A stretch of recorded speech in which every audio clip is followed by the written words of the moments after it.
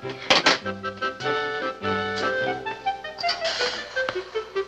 does it look? It looks like I'm gonna kill him. What? My brother, the monster, put a live frog in my bed. Have you ever had a frog crawl all over your bare feet? Oh, Patty, don't take it so seriously. It was only a practical joke. It wasn't a funny frog.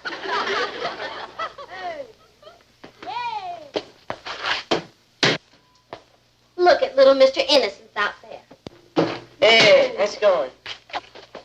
So, he likes practical jokes, does he?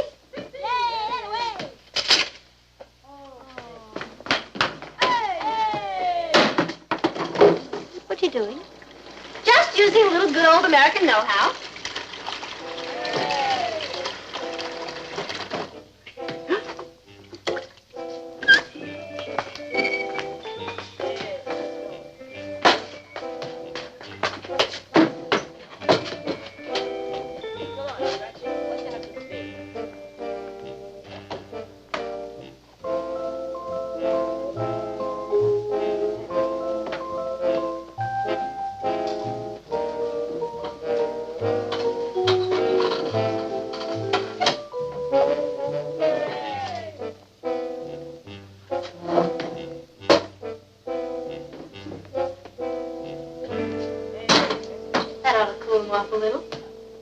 You'll get him all wet.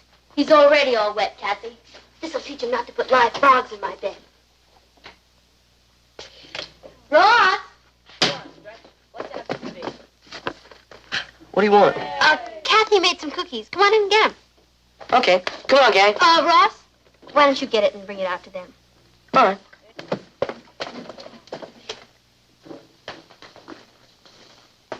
Here it comes.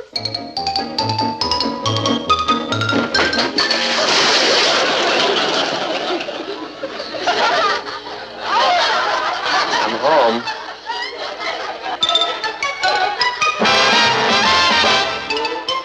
Meet Kathy, who's lived most everywhere, from Zanzibar to Berkeley Square. But Kathy's only seen the sights a girl can see from Brooklyn Heights. What a crazy pair!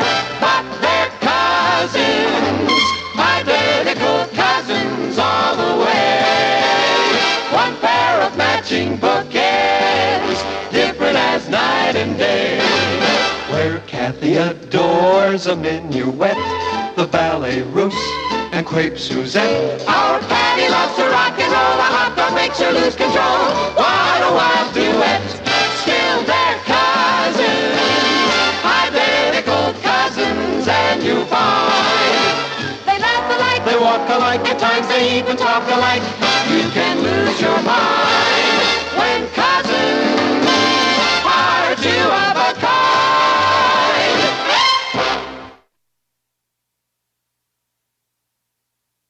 In a way, it was my fault, Martin. I told her to do it. You told her to dump a bucket of water on my head? I told her to defend herself. She was out to get Ross. She had no idea you were going to walk through that door. Well, that's beside the point. You know, a Swiss finishing school would do wonders for that girl. Oh, Martin. Well, it'll only be for 4 or 5 years.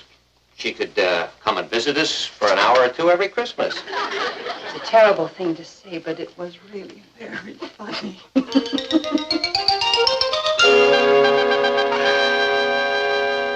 You know how some people are accident prone?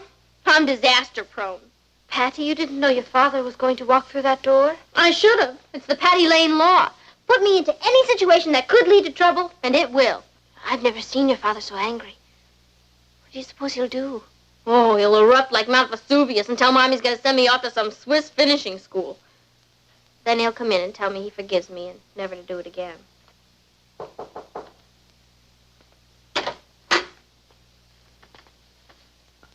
Papa, I'd like to say I'm sorry. That booby trap wasn't meant for you. Yeah, I know it wasn't, Patty. I'm sorry I got so angry. Just that when I came through the door, I wasn't expecting to be hit by a pail of water. I was as surprised as you were. We were all pretty shocked, Uncle Martin. Well, I'm going to forget about it this time. I just don't want anything like this ever to happen again. No, sir, it won't. Excuse me.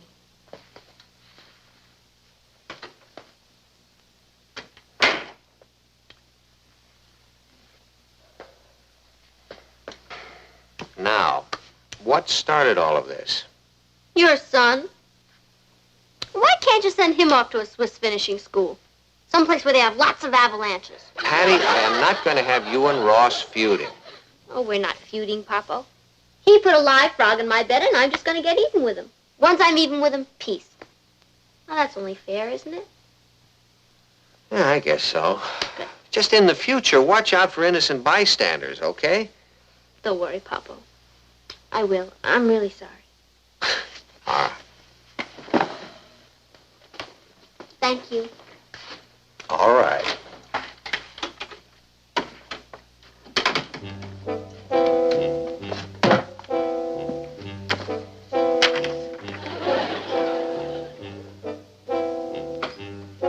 Gee, sis, is it true that you threw a bucket of water at your own father? You want to come in this room, knock. Can I come in? No. What are you so mad about? I'm mad because I'm not an only child. I'll say one thing for me. The folks sure made a great comeback after having you. Out. Not until I get my frog back. So, you admit you put him in my bed. I did not. He escaped from my room. Oh, come on, Ross. What do I look like? You look a lot like my frog. I'll get back at you. We'll see who gets even with who. Whom?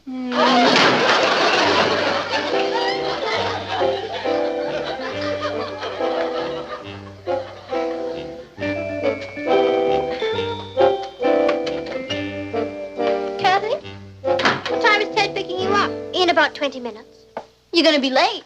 Look, I just ran a bath. Why don't you run and jump into it? Oh, would it be all right, Patty? Well, sure. I'm not in any hurry. You go ahead and take it. Thank you. Ted hates to be kept waiting. He really cooks you, doesn't he? Cooks me? Bubbles your hormones. You mean, do I like him? Yes, I do.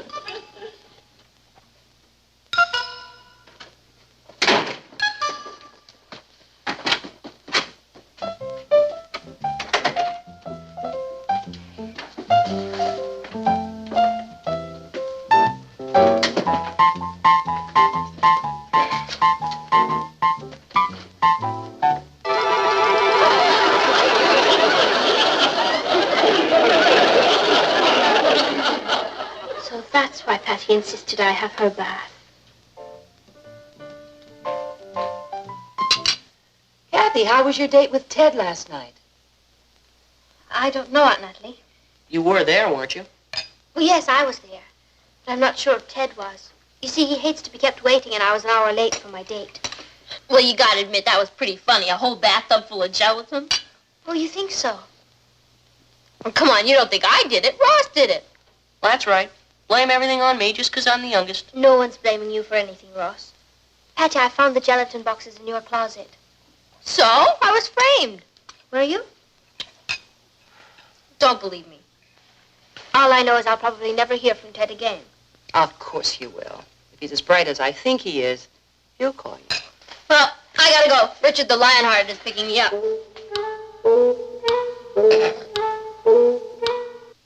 What's so funny? Nothing.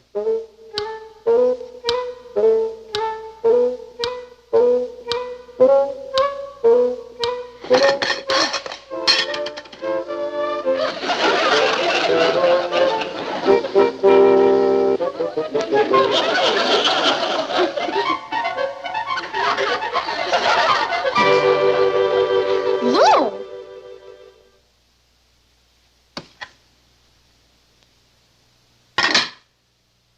Kathy.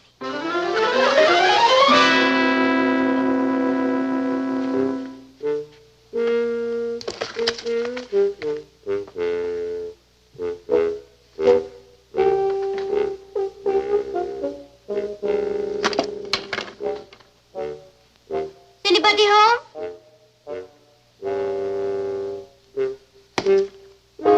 Kathy, Ted called. Wants you to go to dance tonight. Call him right away.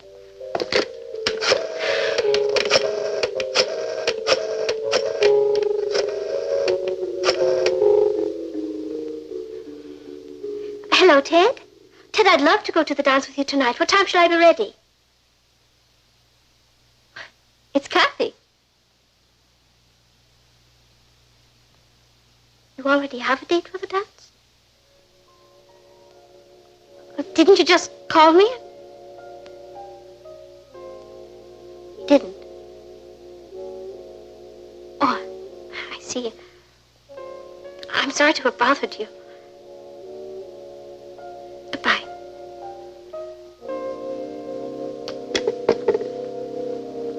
Oh, hi, Cat. There's my pen. I've been looking all over for it.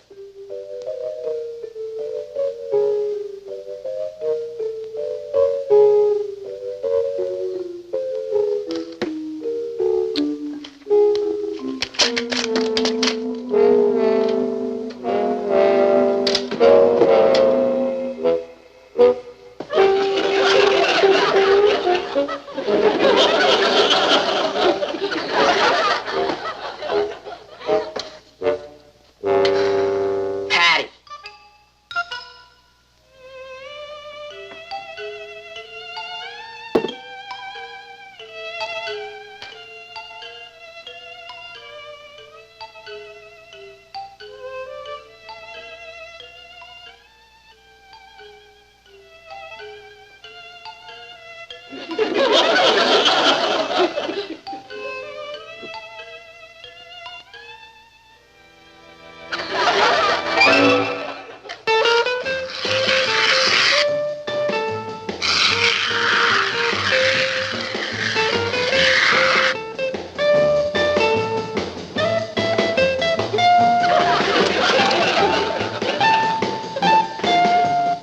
And now Ted thinks I'm chasing after him just because you left that fake message. I already told you I didn't make that message.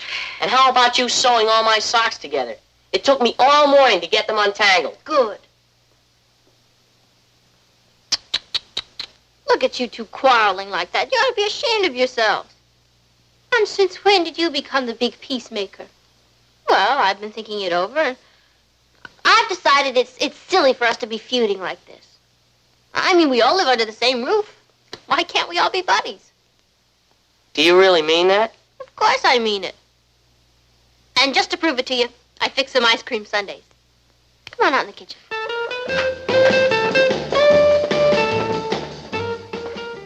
Hey, look at these. The girls must have made them. I've got to make some more. Come on. Well, they do look wonderful, don't they? Yeah.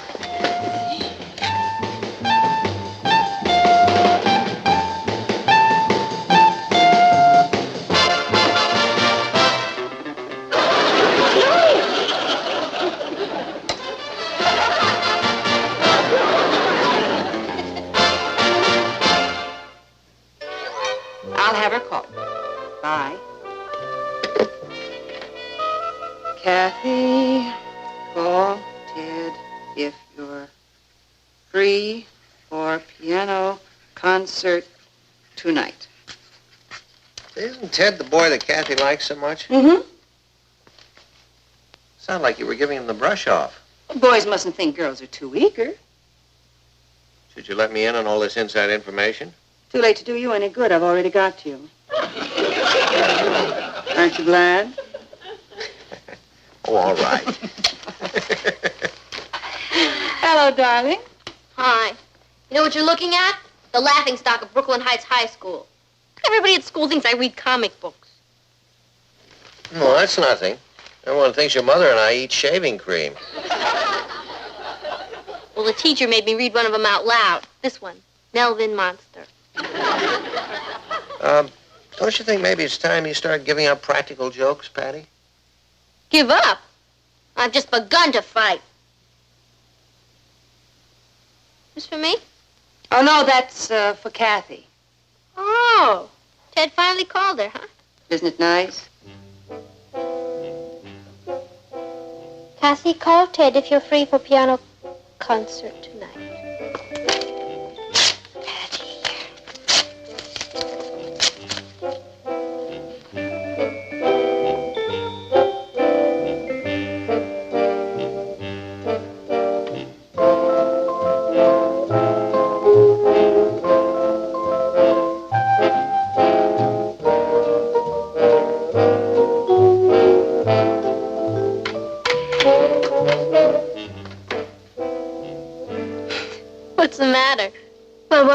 be too careful these days, can one?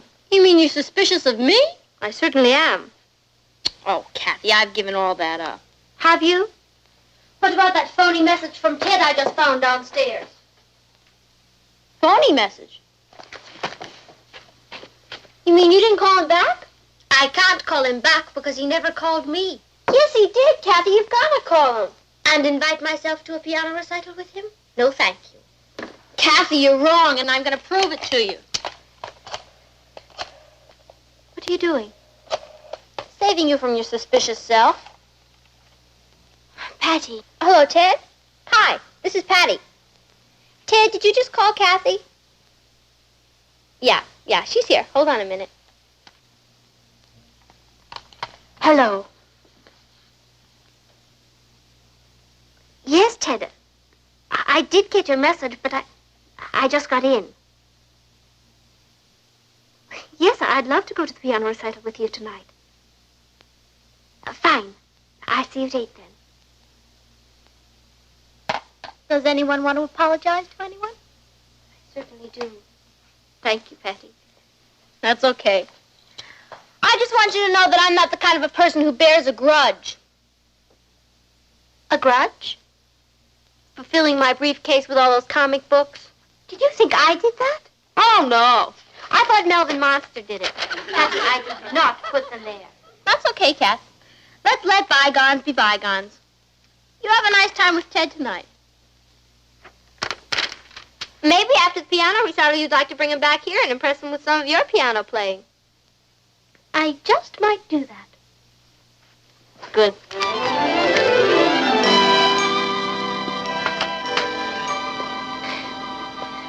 Thank you for a wonderful evening, Ted. Oh, it was my pleasure, Kathy. I really enjoyed the recital very much. Yeah. I think I like piano music better than anything else in the world. Do you? Ted, would you like to come in for a sandwich or something? Sure, why not?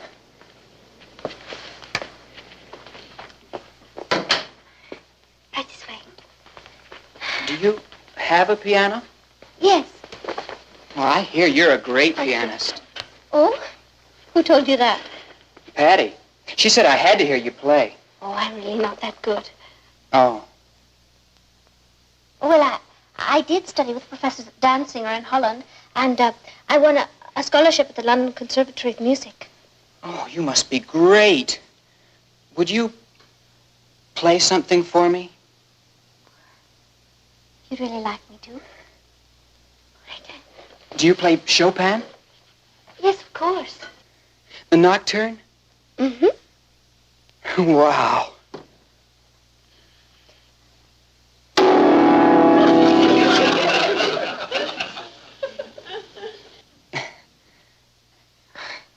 Excuse me.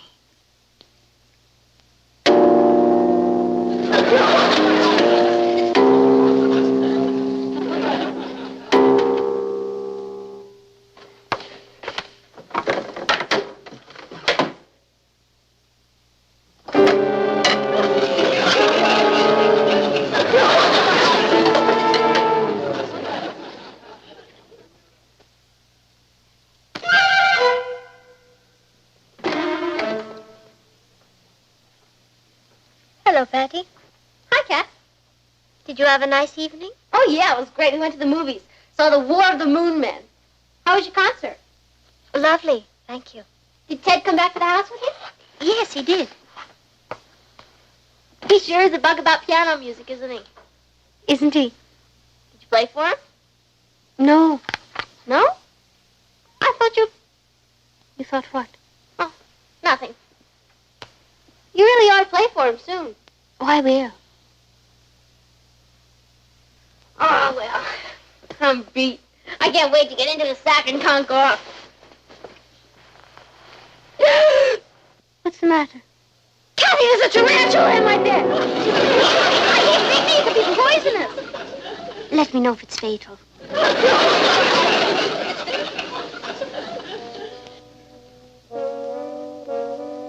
You played for him. Good night, Patty.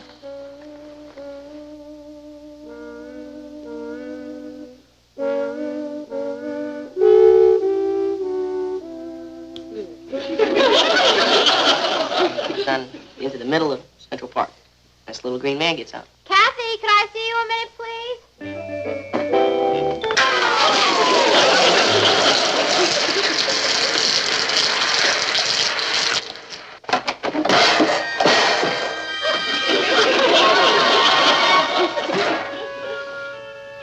Patty, how do you turn off the stove?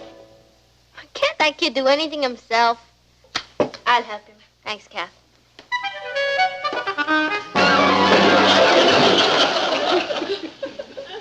Go, Bill.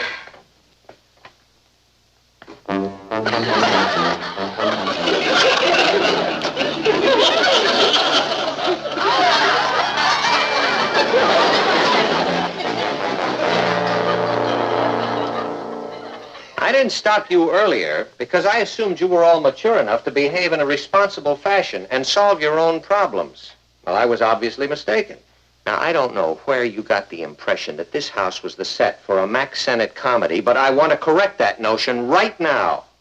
Whatever started this lunacy? I'll tell you what started it. Ross put a frog in my bed. I did not. Henry got there all by himself. And she tried to Come pour on, a bucket Ross. of water over me. Her only brother. Have you ever tried to empty a bathtub full of gelatin? It took me over an hour. It's better than cleaning your face with glue or drinking goldfish. Or eating shaving cream? I'm sorry about that. But what about those comic books? I'm sorry about that. You? We were trying to fight fire with fire. What about the piano? What about the tarantula? What about the seltzer in the face? What about a truce? You know, it's funny how a little thing can snowball, isn't it? Somebody misunderstands an action or a word, and instead of sitting down and discussing it, they attack. We'd all be a lot better off in this world if we'd try to work things out with one another instead of blasting away with dynamite or something bigger. I'm sorry, Uncle Martin. I behaved very badly. Not as bad as I did. And I was worse than both of you put together. I'm sorry, Ross. I apologize. That's okay. We had a lot of fun. Yeah. Well, all's well that ends well, I always say. You know what I always say? What? There will be no television, movies, or dating for the next week. And that goes for all of you. But, Papa, I have a date with Richard tonight. Well, I don't think Richard will be going out either. You see, he fixed his father one of your shaving cream sundaes. Mr. Harrison is still blowing bubbles.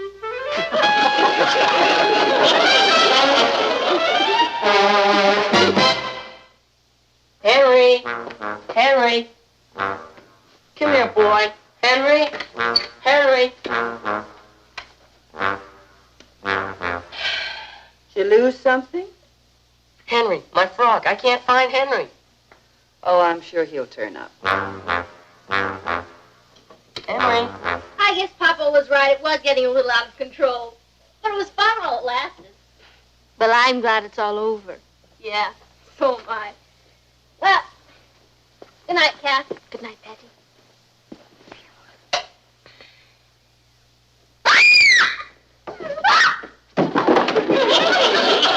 What's the matter?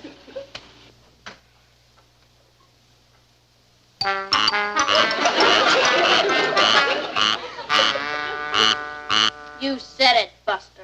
Now, here's my plan. Tonight, while Ross is sleeping, we're gonna shave off his hair, paint him blue. From now on, I'm fixing all his lunches myself, and tomorrow I'm gonna give him a ride out to the town.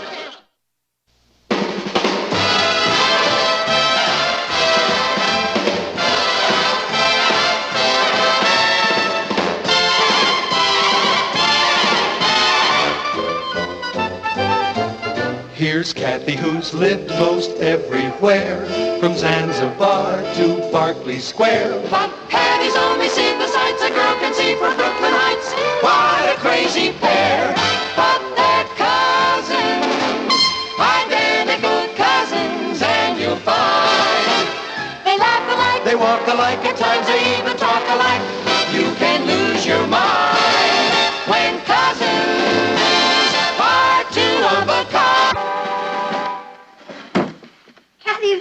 curlers? Oh, they were on your dresser, Patty. I don't know. What could have happened to them? The monster. Who? Ross. He's done it again.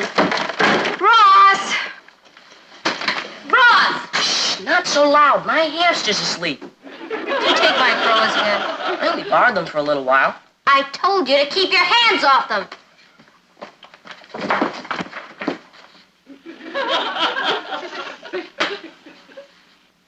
Oh, that monster! I'm gonna fix him for this. That's the third time he's done it this month.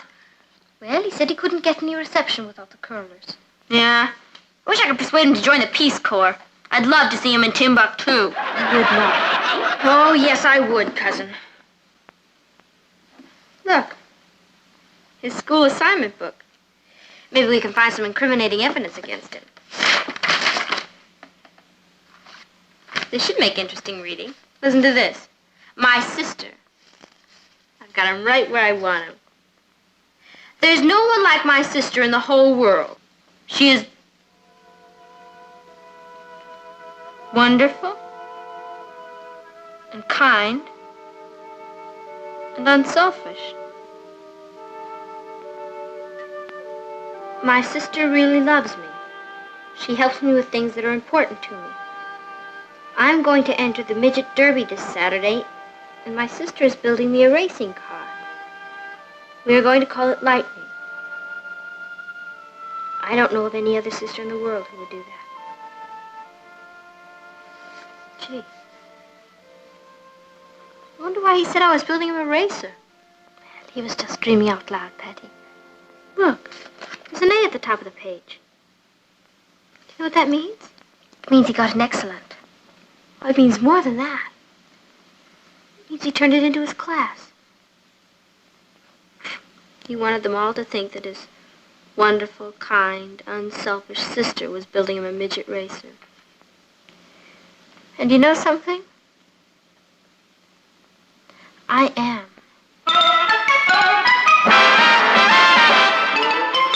Meet Kathy, who's lived most everywhere, from Zanzibar to Berkeley Square. But Patty's only seen the sights a girl can see from Brooklyn Heights. What a crazy pair, but they're cousins, identical cousins all the way.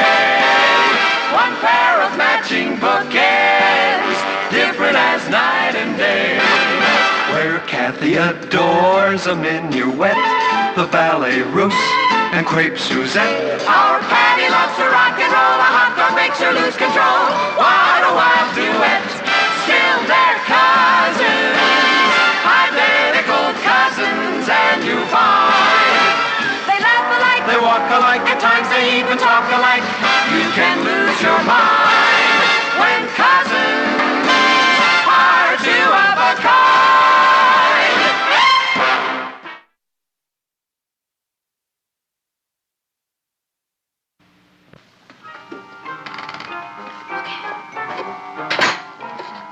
I tell you this will make a perfect seat for him. And I tell you it's too small. Well, I'm going to prove that you're wrong.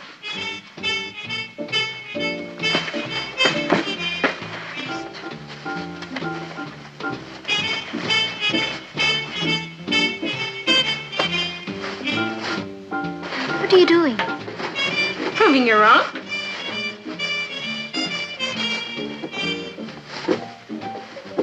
Okay, Russ. There we go.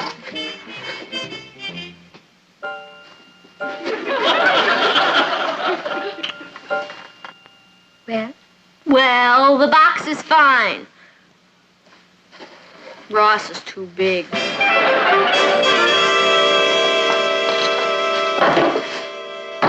There. There, what? Where's your imagination? Can't you see Ross sitting in that? Proud, his head held high, whizzing past the others. There he goes. He's out in front. Goes to the finish line. He wins! Listen to the cheers. Patty, there's no car. Rome wasn't built in a day. Now, we need a frame to go under the seat.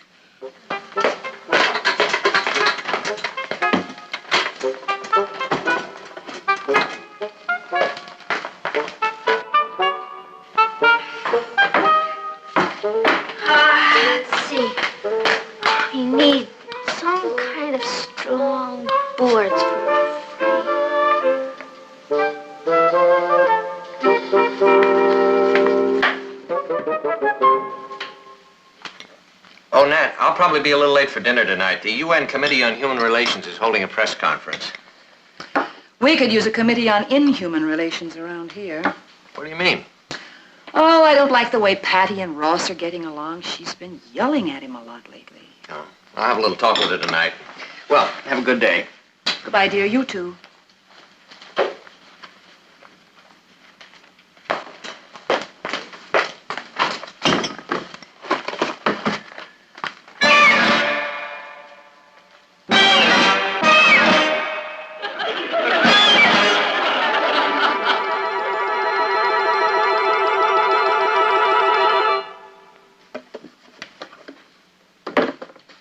There.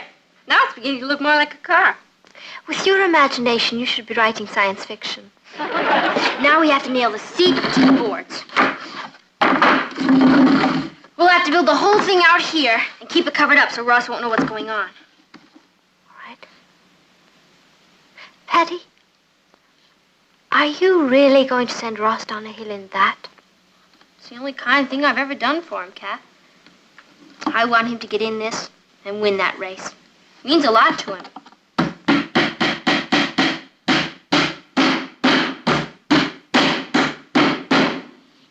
He was right about one thing. What's that? He does have a wonderful sister. Thanks. Sometimes I wish I had taken shop. Yep. You know, it would have come in a lot handier than home economics. But I never really thought it would come up. There we are. Give me a hand, Pat. There we go. Okay. Now, let's try it out. Come.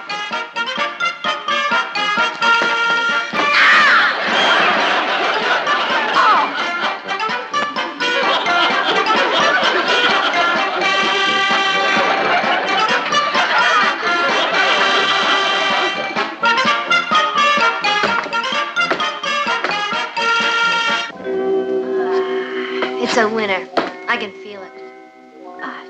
What about wheels? That comes next.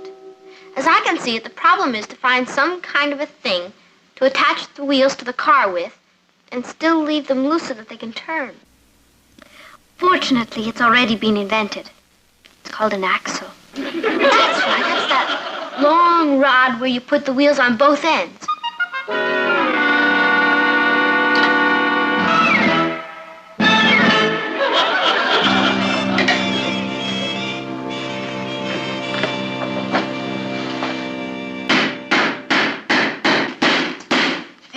How does it look? Well, it's going to make the car awfully wide. Well, who wants a narrow car?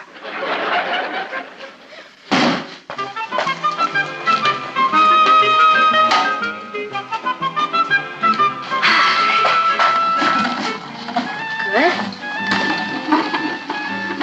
Great. It's gonna be great. But we'll just have to find a wheel to match one of these.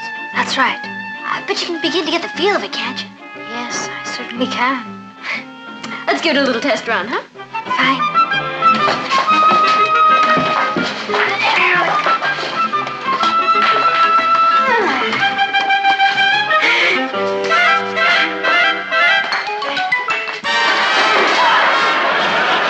Are you all right? They don't build them like they used to. Hello? Oh, hi, Rich. No, I can't go. I'm busy. Oh, I'm working on a project. Well, no, I can't make any plans for the rest of this week. I'll be free after Saturday. Righto. Bye. Aren't you going to the game? Oh, there'll be other games. But you were looking forward to this one. I can always go to a game. Let's get on with this. Do you really think we can build it by Saturday? We've got to. If we don't, Ross got an A under false pretenses.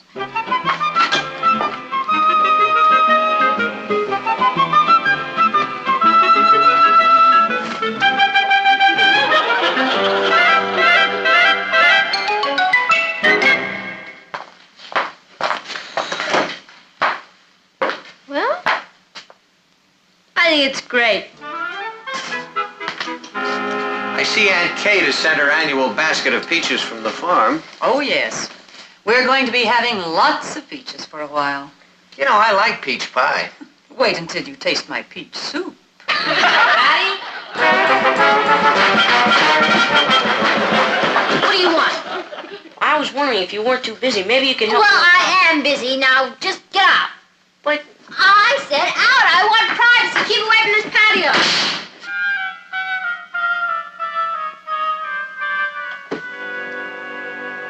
I told you I didn't want to see you in the patio again. well, all I wanted was... I said out. Now, come on, be it. Okay. What's gotten into Patty? I don't know. Well, you know, she sounds like she really hates Ross. Is everything all right, son? Sure. Fine. Did you do anything to upset Patty? Yeah. I breathed. She just can't stand having me around. We'll see about that. I sure hated to talk to a winning racer that way, but I had to keep him away from here. Well, it will all be worth it when he sees the car. You bet it will. Patty!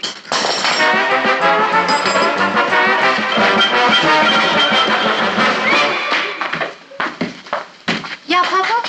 I want to talk to you for a minute, Patty. Oh, could it wait? I'm kind of busy right now. No, it can't wait. What I have to say to you is much more important than anything you're doing. Kath, would you excuse us a minute, please? Certainly, Uncle Martin. Patty, you're an individual, and you're treated with respect around here. Now, I think everyone in this household is entitled to the same consideration. What have I done, Papa? It's what you haven't done. You're not being much of a sister to Ross. I'm trying. But I hear you yelling at him, and all he wanted to do was be out here with you.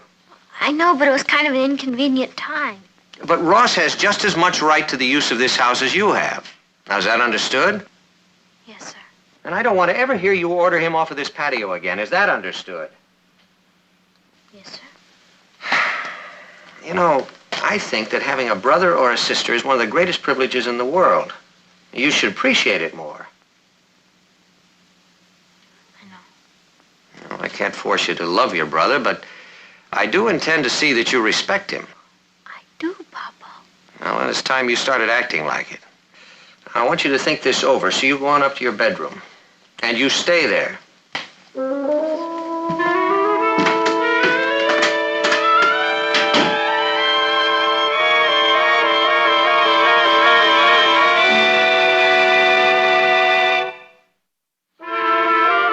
Did you get it? I got it. It's hidden around the corner. How am I going to get it in the house? Well, I think the folks are going out tonight. We'll sneak it in then. Patty, I can't handle this without you. Why don't you tell your parents what you're doing? Because I don't want anyone to know about this. It's our project and we're going to do it by ourselves.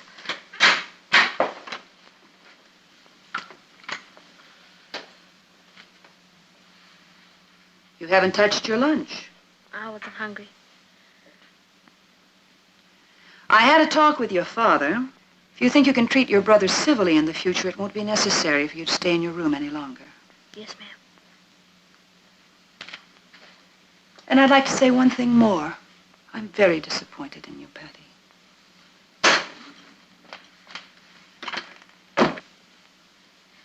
Patty, for heaven's sake, will you let me tell them? No. This has got to be a surprise. Come on, we've already wasted a whole day. We don't have to wait till tonight. We can bring it in now. Come on, Kathy.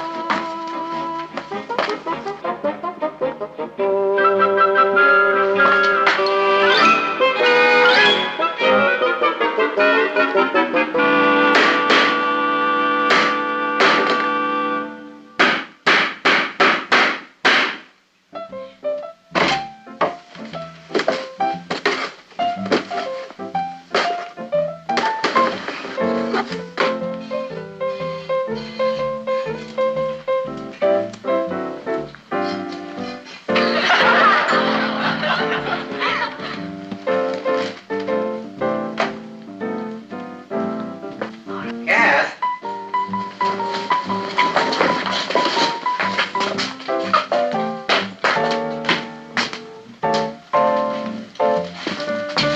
What have you got there?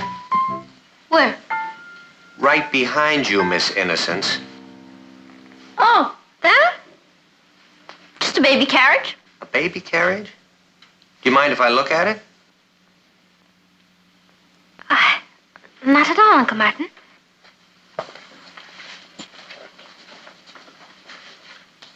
What's under that? Under what? It's just something Patty and I are building. Well, it's beautiful. What is it? It's a racing car. You're interested in racing? Not exactly. It's for Ross. Oh, but please don't tell him. It's supposed to be a surprise. Patty, what makes you think Ross wants a racing car? He wants it more than anything in the world. Here's a school assignment book.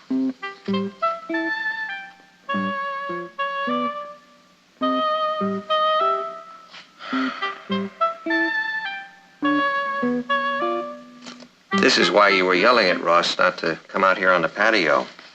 You didn't want him to see the car. Little monster almost caught us. Patty, why didn't you tell me about this? Well, you always taught me that when you're doing something nice for someone, you don't go around advertising it. Boy, I owe you an apology. Maybe several. That's okay, Papa. You won't tell him, will you? I won't tell him. Thanks. Then it's all right if we finish it, Uncle Martin? It's all right if you finish it. You know, I think you could use another mechanic around here. Do you think you'd let me become a member of the team? Mm-hmm.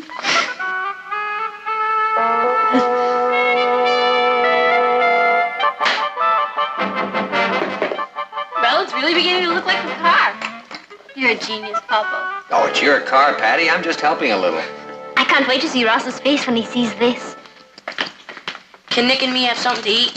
Nick and I, yes, you may have something to eat, but first, would you ask your father to come in for a moment, dear? I think he's out in the patio. Sure. Dad?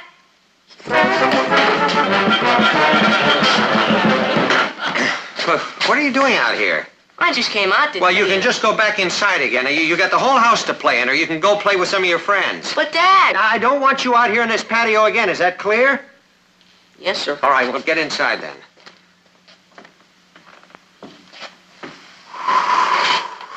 Poor kid, I hated to yell at him like that, but we can't let him stay out here, right? Right. He's an inquisitive little devil. Yeah.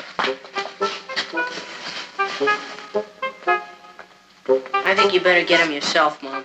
He threw me out. I'll be right back.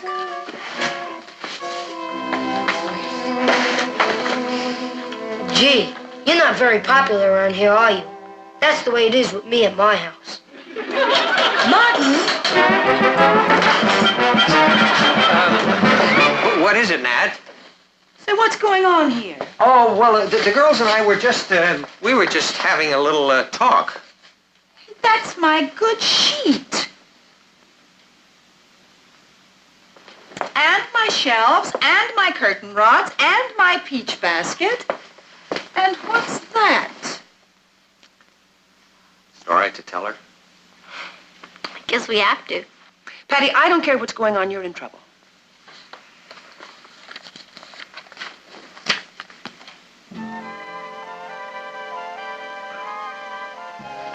Patty, you're out of trouble. I'm very proud of you. Mom, you won't breathe a word to Ross, will you? On one condition. What's that? You let me help. Sure. I guess we could use another worker. There isn't much time. The race is Saturday. Well, let's get to work. Okay. Mom, Nick wants to know if it...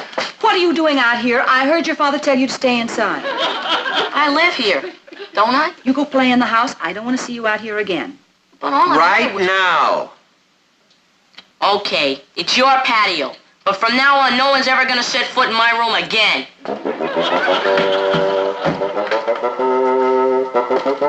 Where are you going to run away to this time? I don't know. I thought maybe your house. Won't your folks come and get you there? It'll be 3 or 4 months before they even realize I'm gone. I guess I could hide you in my room. And at night I'll smuggle food up to you. Is your mom a good cook? Fair. She makes pretty good lasagna. My mom's a great cook. Maybe your mom could get some recipes from her. Yeah.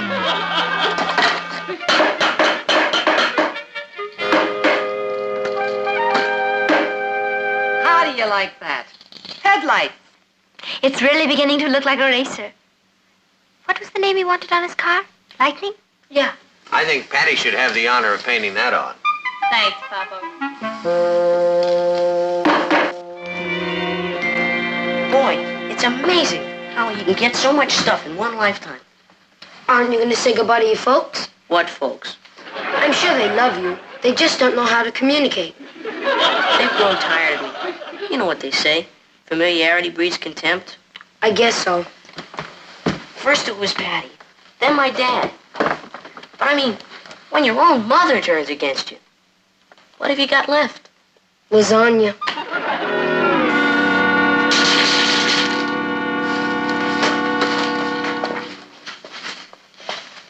Well, there it is. Gee, that looks wonderful. It certainly does. Are we ready for the unveiling? I would say so. Do you want to get Ross? I sure do.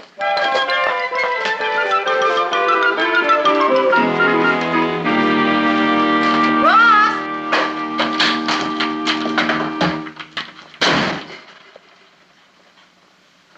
Oh, hi, Nick. Hi. Papa wants to see you in the patio. There must be some mistake. My name is Ross Lane. I'm not allowed in the patio. Who says so? Half the population of New York. Gee, sensitive. Because I don't like to be screamed at all day and all night? Well, I'm going where people are kind. There are some pretty kind people in the patio. Why don't you go see what Papa wants? All right. Then I'll be free. Come on, Nick. Here he comes. Is it all right for me to come into the patio? It certainly is. It's your patio, too, you know. Not anymore. I'm running away from home. I'll drop you a line as soon as I've saved enough money to buy a stamp. Before you go, there's something we'd like to show you. It's a car. Boy, a midget racer. And look at the name on it, Ross. Lightning. Yeah, that's a nice name for a car. I'll say. Ross, this is going to win the Derby on Saturday. Yeah? Who's going to be driving it? You are. What for? What for? It's your dream. Hey, Ross, guess what? I found my notebook. I've been looking all over for it. Nick, did you say your notebook? Yeah. And do you want to hear something incredible? I wrote about that racer.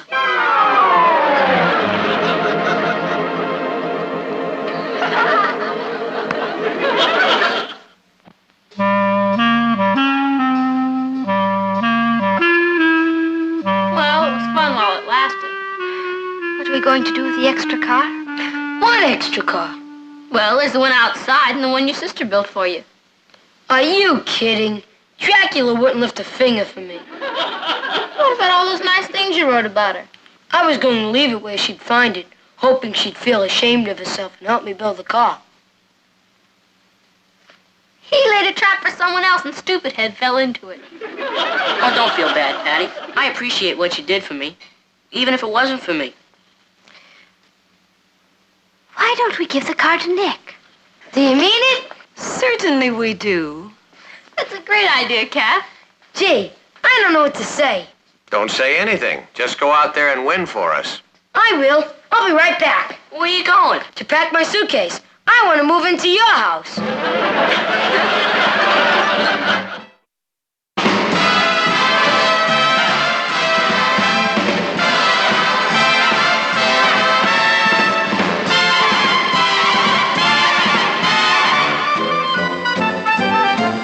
Here's Kathy, who's lived most everywhere, from Zanzibar to Berkeley Square. But Patty's only seen the sights a girl can see from Brooklyn Heights. What a crazy pair. But they're cousins, identical cousins, and you'll find they laugh alike, They walk alike, at times they even talk alike. You can lose your mind when cousins are two of a kind.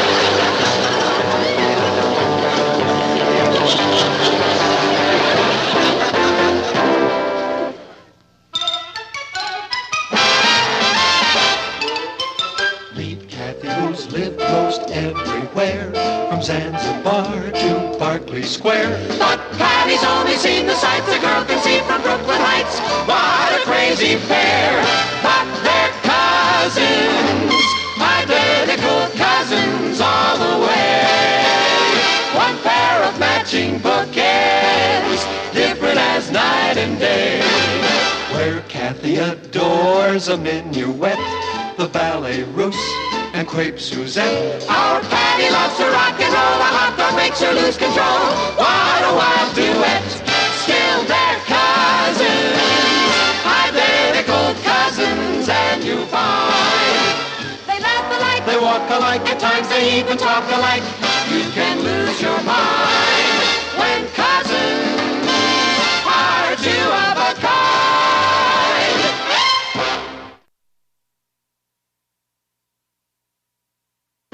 And furthermore, Patty Lane, your conduct and behavior last night was rude, thoughtless, inconsiderate, and crummy. Hello, Richard. Oh, hi, Kathy. Sit down. Thank you. Who were you talking to? I was just rehearsing what I'm going to say to a certain fickle cousin of yours, if she ever shows up. She's already 40 minutes late. Oh, dear. Did you see the way she carried on with that gigolo? It didn't mean anything, Richard. Richard, don't be angry at Patty. You know how much she loves to dance, and that boy was such a good dancer. Somebody should answer that. Excuse me. Hello, Shake Shop. Oh, hello, Shake Shop. Do you happen to know of a boy named Richard Harrison? Yes, I do, Patty Lane, and he's here waiting for you. Oh, hi, Kat. Where are you? At the Carlos Palomar Dance Studio. At the what? It's a place where they teach ballroom dancing. Rudy's father owns it. Who is Rudy? That groovy boy at the Shake Shop last night. Kathy, he's teaching me the Oopa Doopa. Oopa Doopa? What is that? What's the ultimate? Rudy does it sweeping the jet set. And what about Richard? Well, that's why I called, to tell him I can't meet him. Patty, you can't do that. I know it's awful, Kathy, but how can I pass up this chance to learn the Oopa Doopa? Is that what you want me to tell Richard? No. No, tell him I came down with a bug or something. Patty. Thanks a million, Kat. Bye. Patty, don't...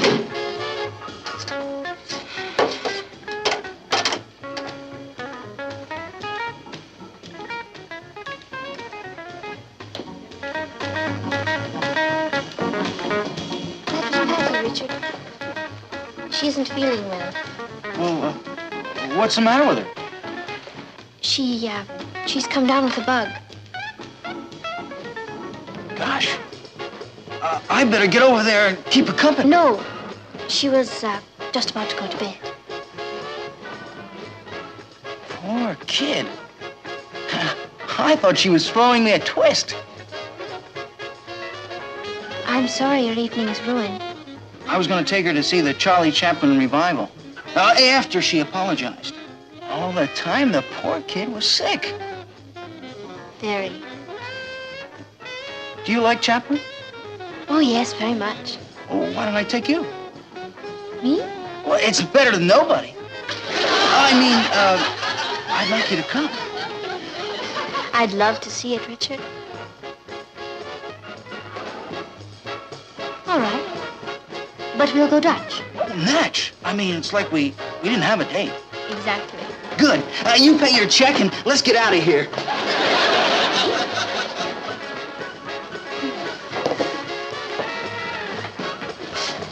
Thank you. Thank you, Richard. I had a lovely evening. Oh, I had a great time. You know something, Kat? You're fun. Thank you, Richard. Somebody just came in. It's probably Uncle Martin. Richard, you can go out the back door if you like. Hi! Who's in the kitchen? It's Patty. Boy, I'm starting. Hi, Rich. Patty, why aren't you in bed? Bed? What for? Oh, getting over that bug. Oh, yeah, the bug. The bug. I was in bed, but I couldn't sleep, and so I thought I'd get some fresh air. It's awful hot in here. That depends upon where you're standing. Carlos Palomar Dance Studios. Oh, where'd you get that? The man was handing him out on the corner. I didn't see any man. Patty, where were you? I was in bed, and then I got this emergency call from the USO. USO? Yeah. See, they said they needed some girls to go down and learn the latest dance steps so that they could teach them to the soldiers before they send them overseas. I don't believe it either. I want the truth, Patty. Did that snaky cat you were dancing with last night take you to this dance studio? Yeah. His father owns it. Patty, you lied to me. Yeah. I guess you could call it that. Pretending to be sick? Getting me all upset? So upset you went to see Charlie Chaplin. I knew you wouldn't want me home worrying. No, of course not. I'm glad you had such a delightful evening. Patty, it wasn't Richard's fault that you broke the date. I'll say the least you can do is apologize for what you did. Oh, sure, I'm sorry. You're not. Yes, I am. You don't sound sorry. Okay, then I'm not sorry. Patty, Richard, stop this, please. No, Kath, it's too late. I get the whole picture. As far as Patty's concerned, I'm just a doormat, a football to be kicked around. Well, I've had it. I am through. All I have to say to you is one word. Goodbye. Goodbye, Richard. I only wish I'd given you my fraternity pin so I could tell you to give it back.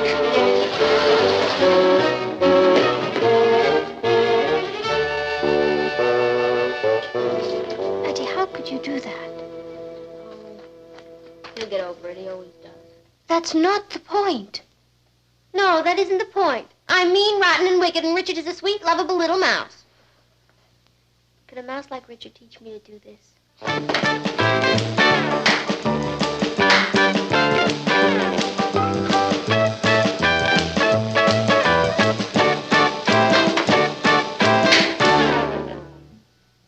Girls, would you mind doing the dishes and tidying them up? I'm late for the hairdresser. Can do. Bye, Mom. Thanks. See you at dinner. Goodbye, Aunt Natalie. Bye, Mom.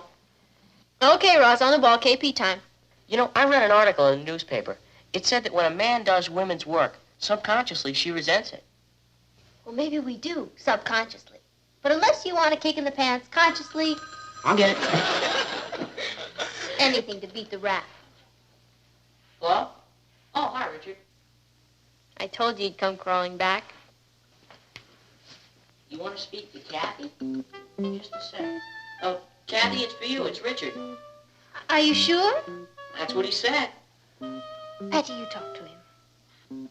What for? He asked for you.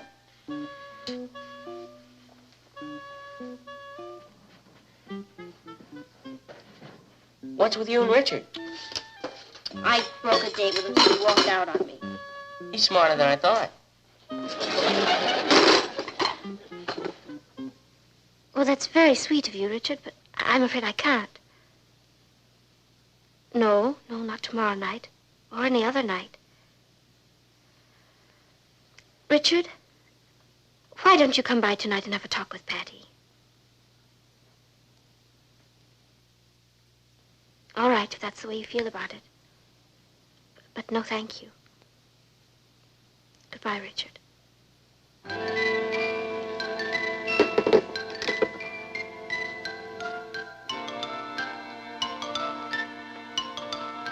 Patty, Richard asked me for a date. Oh? What'd you say? I said no, of course. I don't see why.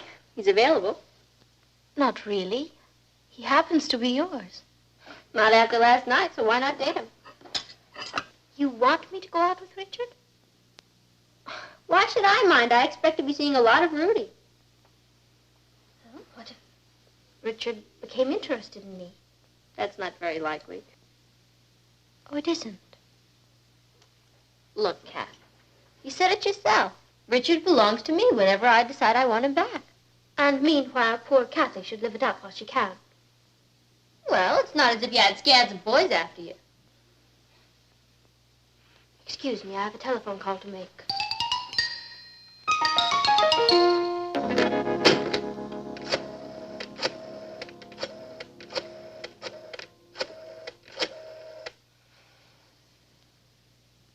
Hello, Richard? It's Kathy. I've changed my mind. I'd love to go bowling with you tonight. I'll see you at 8 o'clock. Goodbye.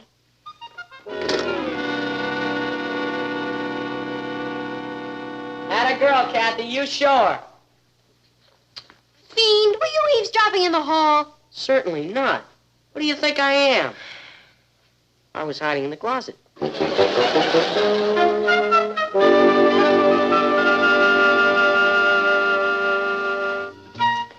see, it's all in the wrist and keeping your eye on the pins. I'll try to remember that. Plus, natural coordination. Either you have it or you don't. And you have it, Richard. Anyone can see that. Yeah, I guess I do. I say something funny? Oh, I was just thinking about how I forgot to let go of the bowling ball. Oh, yeah, that was a riot. Hello, Patty. Hi, Kath. Hi, Rich. How was your evening? Terrific. Richard's teaching me how to bowl. She's quite a little pupil. I'll bet she is. Would you like to sit down, Patty? No, thanks, Kath. I was just about to make a phone call.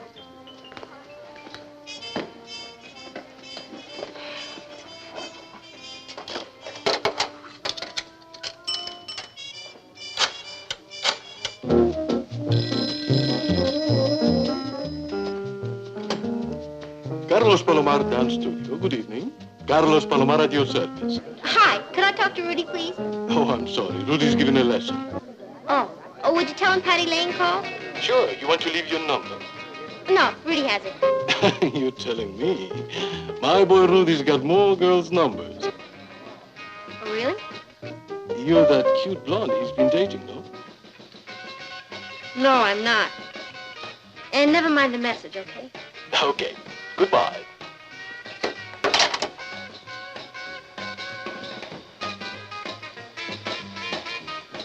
He was never that funny when I dated him.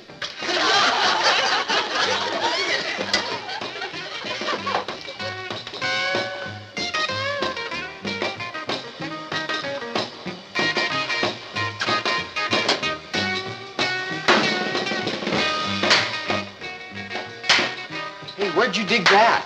Oh, boy taught it to me. Would you like to learn how it goes? Some other time, Patty. I'm with Edna. Oh, hi. Don't they make a lovely couple? Charming. Oh, I'm sure you don't mind. It's all in the family. Exactly. Oh, and anytime you want Richard back, all you have to do is lift a finger. That one. Yes. Oh, Richard's yours. Anybody can tell just by looking at him.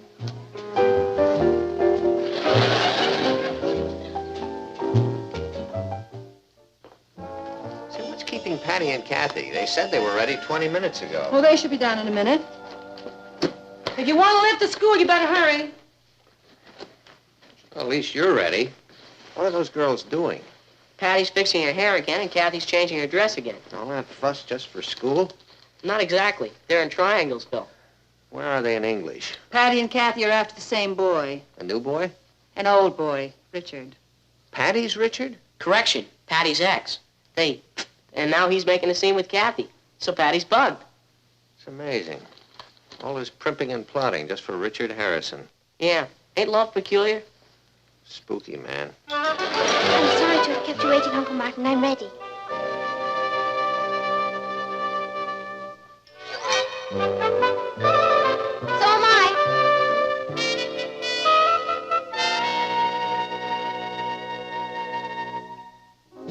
Hey, that's a cuckoo sweater. Kathy knitted it for me. I like the tie, too. Gift from Patty. Boy, what a setup. They're both like your slave. Personal magnetism. Either you've got it or you don't. Say, did you see what ankled in? Oh, Lola, she's the greatest. Maybe I'll give her a whirl. Relax, Richard. You got a girl. 2 of them. Right, but why not try for 3? Lola, Richard, Lola's out of your league. She dates college men. Shall we say she used to?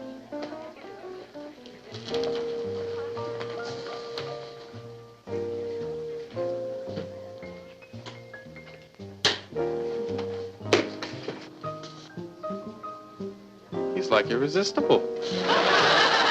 Hello, Richard. Oh, hi, Kathy. I see you're wearing my sweater. Yes, it sure is warm. See you around, Ken.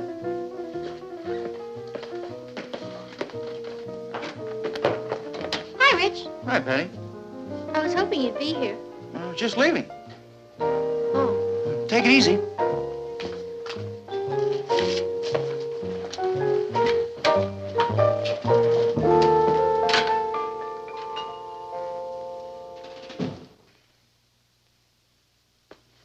He hasn't even talked to me in a week.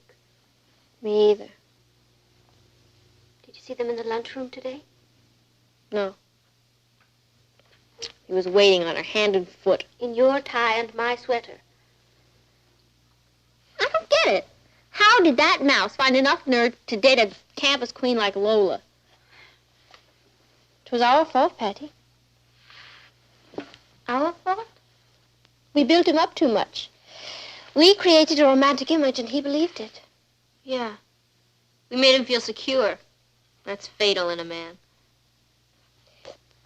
I'm sorry I tried to take him away from you, Patty. It wasn't your fault, Kathy. Practically threw him at you. And look where he landed. Right in Lola's lap. Do you mind very much losing Richard? Mm-hmm. Now that he's a snake, he's kind of irresistible. I know what you mean. Don't worry, Kathy. You'll get over him. Oh, I suppose so. In time. You know what the psychologists say? If you want to get something out of your system, you should express yourself. What do you mean? The quickest way for you to get over Richard is to tell him what an absolute heel you think he is and that you never want to see him again. Oh, I couldn't do that. You've got to, Kath. It's the only way. Blast his ears off. I just couldn't do it, Patty. But why don't you? I'd love to. But I'm afraid that deep inside I've still got it for him. Well, I guess I'll wash my hair and call it a night. Me too. But you go first. Thanks, Kat.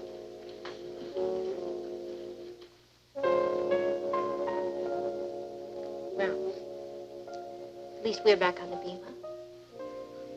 Right.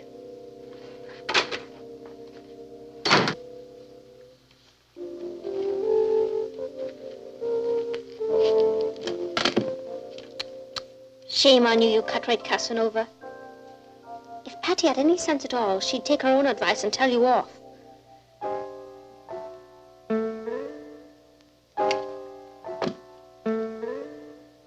As a matter of fact, that's exactly what she's going to do.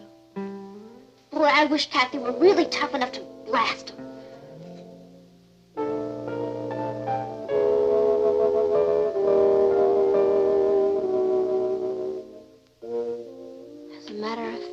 Exactly what she's going to do. Oh, dear.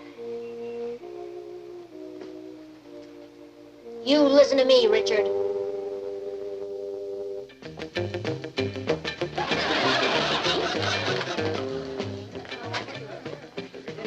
Hi, Lou. Hi, Patty.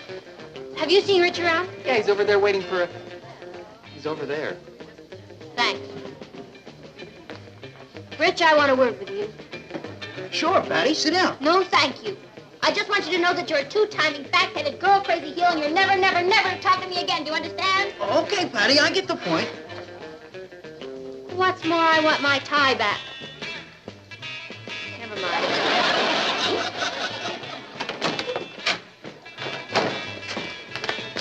Wow, she was like a hurricane. Richard, I want a word with you. Richard, I want a word with you. Fortunes of war, dear boy. A man of the world must expect these, incidents. You can say that again. And you better say it fast. Excuse me. Richard, I want a word with you. Sure, Kathy. You've behaved abominably, and I'm sorry I ever set eyes on you, and I never want to see you again. Do you hear? Okay, you're getting through. And what's more, give back that sweater.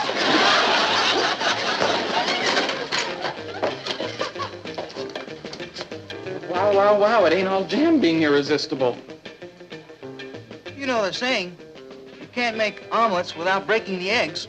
You're cool. Why not? After all, I still have Lola. Want to bet? Oh, hi, Lola. I've been waiting for you over an hour. Flake off, Junior. The first team's back in town.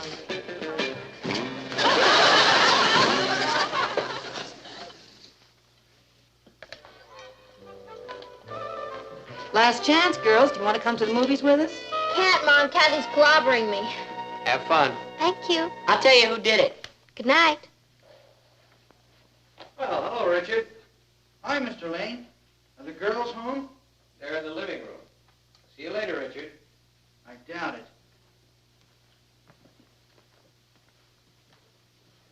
Like hi. It's your move, Patty. I just came by to apologize for behaving like such a cut-rate Casanova. I suppose it'll be years and years before you even want to talk to me again. I can't blame you. I just want to say I'm sorry.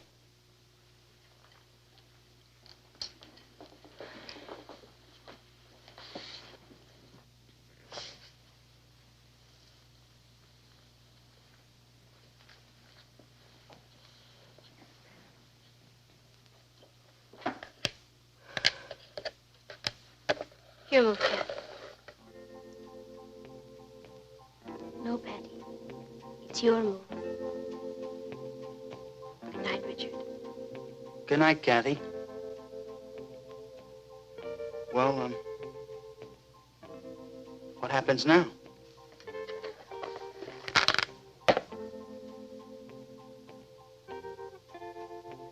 Why don't we start all over again, huh? Hey, that's a great idea. Hey, Rich, there's a big dance Saturday night, and I thought you and I could... maybe you better take some lessons in the Oopa-Doopa. Hey, I could get you a discount at Carlos Palomar's dance studio. Rich, by the time they get through with you, you won't know it's you. It'll be beautiful.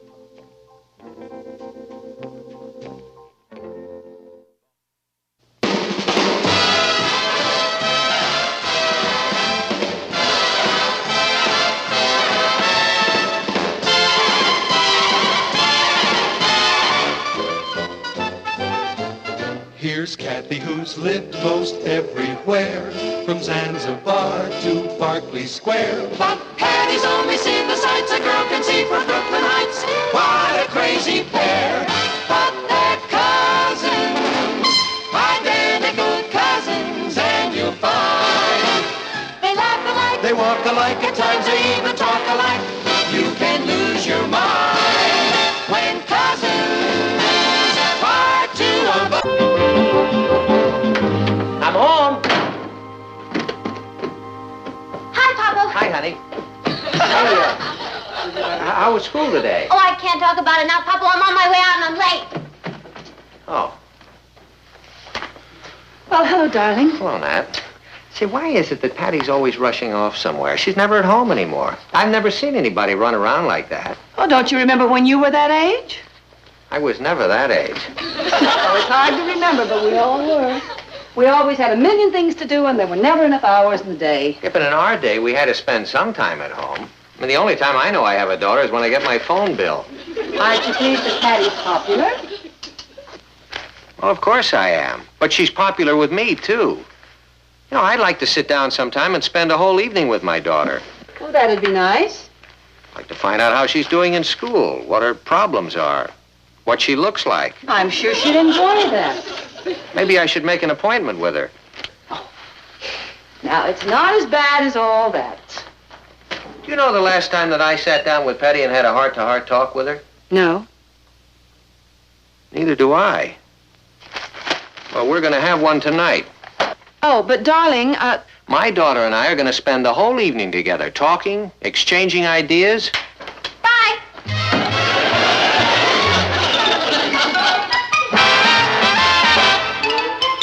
Meet Kathy, who's lived most everywhere, from Zanzibar to Berkeley Square. But Patty's only seen the sights a girl can see from Brooklyn Heights. What a crazy pair. But they're cousins, identical matching bouquets, different as night and day. Where Kathy adores a minuet, the ballet russe, and crepe Suzette. Our Patty loves to rock and roll, a hot dog makes her lose control. What a wild duet, still they're cousins, identical cousins, and you find they laugh alike, they walk alike, at times they even talk alike. You can lose your mind when cousins are two of a kind.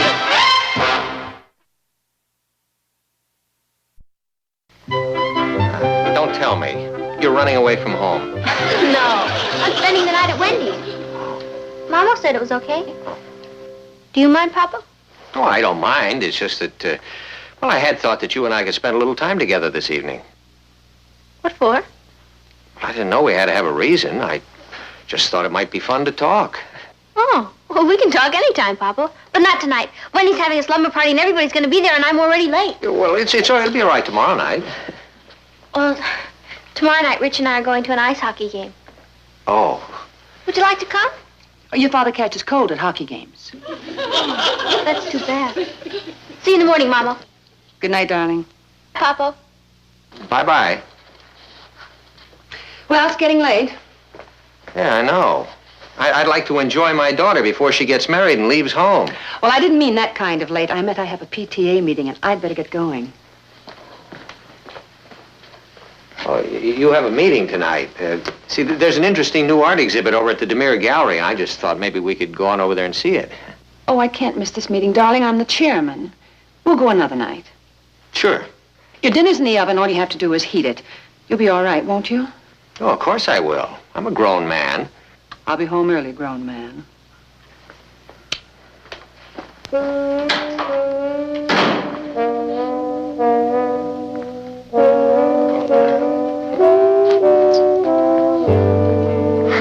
Hello, Uncle Martin. Oh, hello, Kath.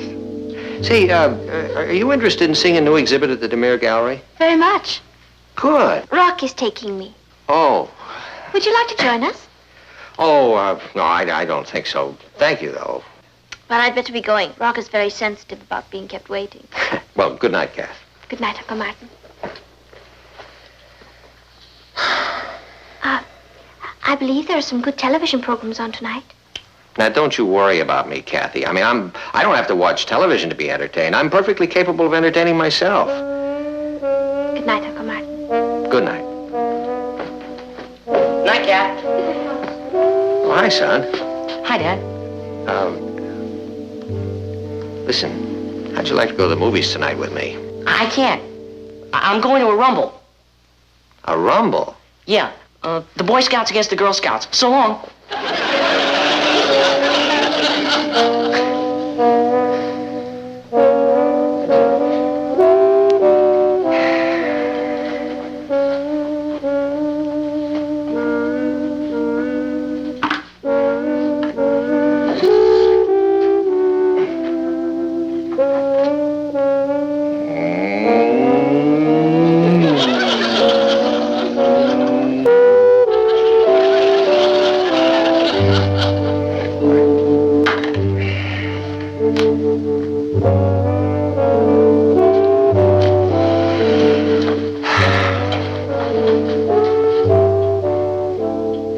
U.S. Weather Bureau forecast for New York City. Early rain, partly cloudy, cool. Temperature range 34 to 48. East winds of gale force at 20 to 35 miles per hour. Tomorrow. Hi, Papa. Oh, hello, Patty. Listen, I made a point of getting home early tonight so that you and I could spend a little time together. Oh, gee, that sounds great, Papa. I'd love to, but Rich is picking me up to go to the hockey game, remember? I should find my gloves.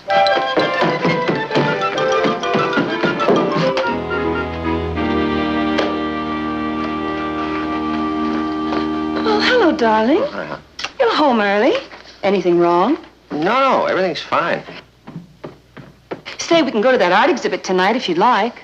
Why don't we skip that tonight? I'm feeling a little tired. You look a little tired. Come on, sit down. Relax. Oh, well, I'm all right, really, you know. Martin, I think you've been working much too hard lately. Well, it has been a pretty rugged week. It's been a pretty rugged year. You can't go on pushing yourself like this, darling. You're not getting any younger, you know. Why don't you take a little nap before dinner? I'm too tired to nap.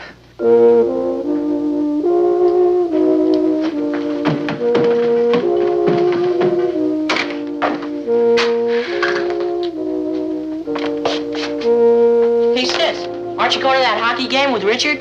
No, Ross, I'm staying home tonight. When you can go to a hockey game? What's the matter with you? Not me. Have you ever taken a good look at that poor little old man down there? What poor little old man? Your father. How much longer can he have to live? Ages. Oh, don't let that brave expression on his face fool you. Deep down inside, he's a worn-out shell. He's been trying to tell me, but I wouldn't listen. Trying to tell you what? Keeps asking me to stay home, not to go out. It's pitiful. And I wouldn't listen. I said, I'm too busy, Papa. I've got to go to a slumber party and a hockey game. Oh, Patty, you've got your life to lead, and he's got his. Well, from now on, it's going to be different. I'm going to be a real daughter to him. I'm never going to leave his side.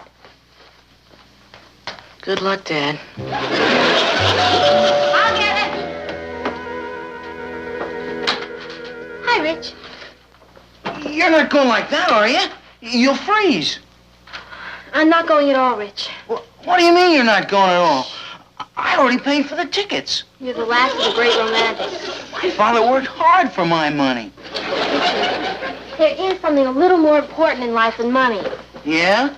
What? Love. We're staying in tonight? Get that glint out of your eye. I meant the love of a father for his daughter. Well, I don't feel that way about you. I should hope not. But my father does. Look at him, Rich. Looks fine to me. Look at all those gray hairs. Yes, 7. I counted them. So what's 7 gray hairs? The beginning of the end. It's nature's way of saying you've had it. I guess when they start to get decrepit, they go pretty fast. It's pitiful. What am I going to do with the extra ticket? Why don't you take Sue Ellen? Are you serious? Oh, why not? I can't see you for a while, maybe a whole year.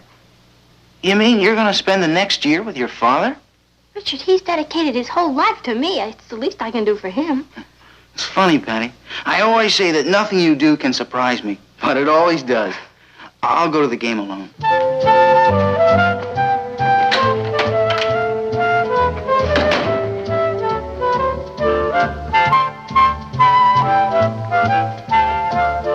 Hi, Papa. I thought you went out with Richard. Oh, I changed my mind. I thought maybe I'd stay in and we could talk. Sure, honey. What you have on your mind? Nothing. What do you have on your mind? Nothing. Oh, you mean you just want to talk? That's right. Well. You know, Papa, we're like ships that pass in the dining room. We see each other, but we never really get a chance to sit down and get to know one another. You know what I mean? I certainly do. Well, from now on, that's all going to be different. We're going to discuss everything. Really communicate. What'd you like to talk about? Everything.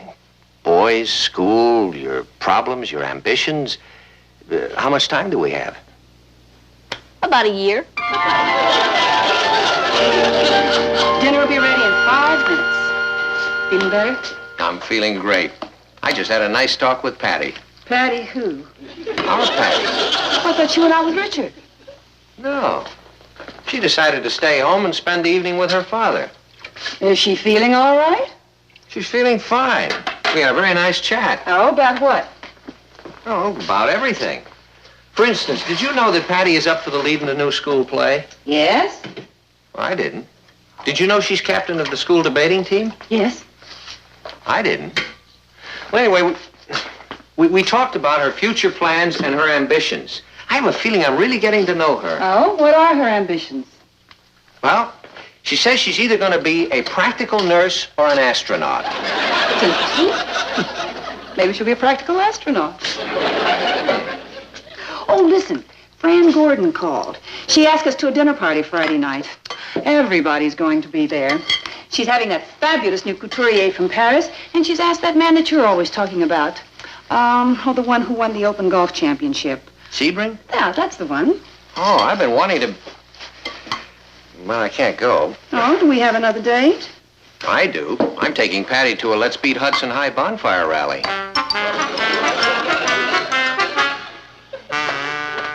Hi, Papa. Oh, hi, Patty. Have a good time. Oh, I'm going to. With you. What? I'm staying in tonight. We're going to spend the whole evening together talking. Well, that's great. How'd things go at the office today? Oh, at the office, fine. How'd they really go, Papa? I think we should have conversation in depth. Conversation in depth? Sure. We don't have to be superficial with each other. Did you have a terrible, exhausting day? No. As a matter of fact, it was rather a pleasant day. Oh. Gee, I'm sorry, honey. I wish I had some problems for you. That's okay, Papa. You will. Hey, I made some great plans for us. What kind of plans? Well, Friday, you're my date for the pregame rally. Saturday, I'm taking you to a drag race on Long Island. Monday night, you're going to watch me rehearse in the Seagull. And Wednesday night is jukebox night at the Shake Shop. How does all that sound? Fine. I knew that would make sense. And that's only the beginning, Papa. From now on, it's the togetherness bit all the way.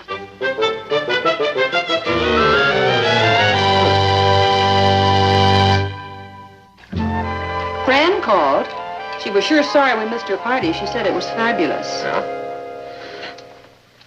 She said Mr. Sebring gave golf lessons to all the men there. He did. See, I'll bet he could have helped me correct my slice. You know, if I could lick that, I could beat Eddie Sheldon every time. Does he usually beat you, Uncle Martin? He's a very lucky player. Yeah, I better get going. I told him I'd meet him in 20 minutes at the clubhouse. I'm glad you're able to play golf every Saturday. Yeah, so am I. I look forward to it all week. Hi, Papa, all set? Oh, yeah, I'm all set for what? The big drag race. Drag race? Don't you remember? Rich was dying to take me, but I told him I was going with you. Oh, well, of course, on Saturdays, honey, you know, I told all the kids I was bringing you. Well, actually, Patty, it's the one day in the week. You should have seen how jealous they were. Their fathers don't take that much interest in them. I'll get you Eddie Sheldon's phone number. Are you sure you won't change your mind, Patty? You love jazz, and Toot Henderson's gonna play. Toot Henderson, he's fabulous. I'd love to see him, Rich, but I can't. It'd break the old man's heart. He needs me. For what? You wouldn't understand, Rich. I've really gotten to know him like a book this week. Couldn't you read him tomorrow night? You know, I'll bet most kids never even look at their parents. I mean, really look at them. Home is just a bank and a restaurant. But parents are people. You know, I know it's hard to believe, but Papa was once a teenager, just like us. Yeah, that is hard to believe. You know, I've spent more time with him this 1 week than I have in 5 years. The minute he walks in the door, I'm right by his side. Patty, you don't think you're overdoing the daughter bit, do you? Overdoing it? Being with my own father? That's how little you know, Rich. I'll bet this has been the happiest week of his whole long life. And I don't mind making the sacrifice. Let me know how Toot was, huh? Yeah, sure. Good night. Night, Rich.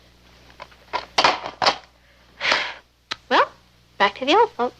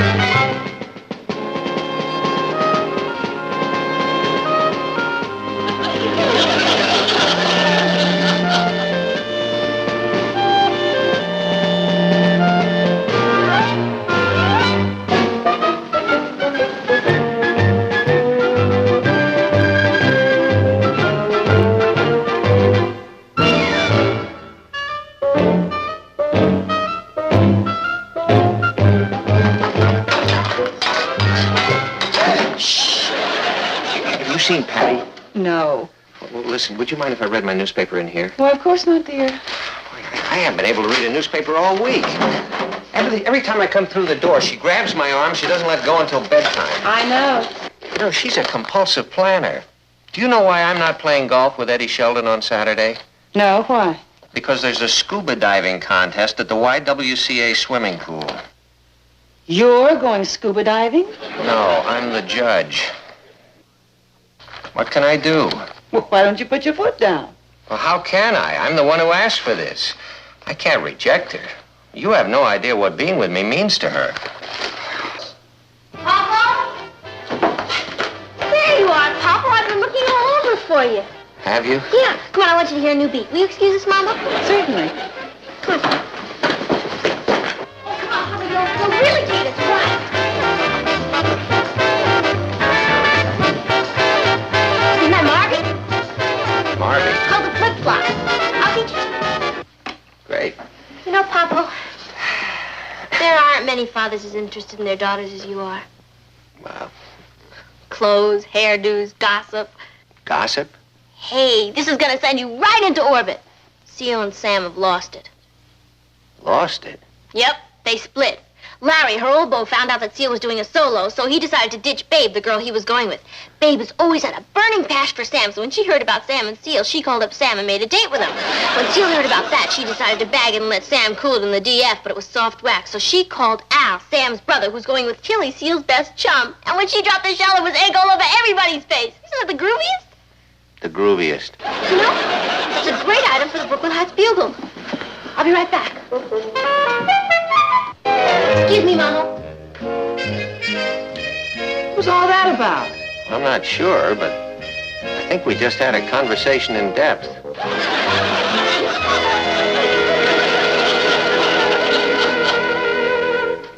And you should have seen him do the flip-flop. I was really proud of him. Well, if I ever asked my father to dance, he'd think I'd gone crazy. Sue? When was the last time you talked to your father? This morning. Yeah? What'd you say to him? Good morning, Father. Oh, and can I have an increase in my allowance? That's what I mean. When was the last time any of you really talked to your fathers? I can never talk to my father. He always starts screaming. I don't have anything in common with my father. I think what Patty's trying to say is that we should make an effort to have something in common with our fathers. What for? It's the old world. That's exactly it. I think we should be nice to them while we have a chance. My father works harder than anyone I know. And I don't think I've ever even bothered to say thank you. Excuse me. I want to go make a phone call. My father's always asking me to stay home, and I never do. I think I'll go pick him up at the bank. I didn't even remember last Father's Day. I'll see you all later. Maybe it's my fault he always yells at me. I never thought of him as a human being before. Thanks for opening my eyes, Patty. I'll see you. Well, Patty, it looks like you've really started something. You know, Kath, I've done some pretty great things in my day, but this has got to be my finest hour.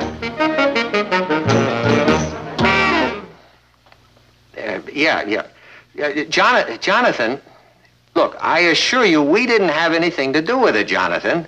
I guess Richard just decided he likes you. I'm sorry you feel that way. Well, we have the same problem here with Patty.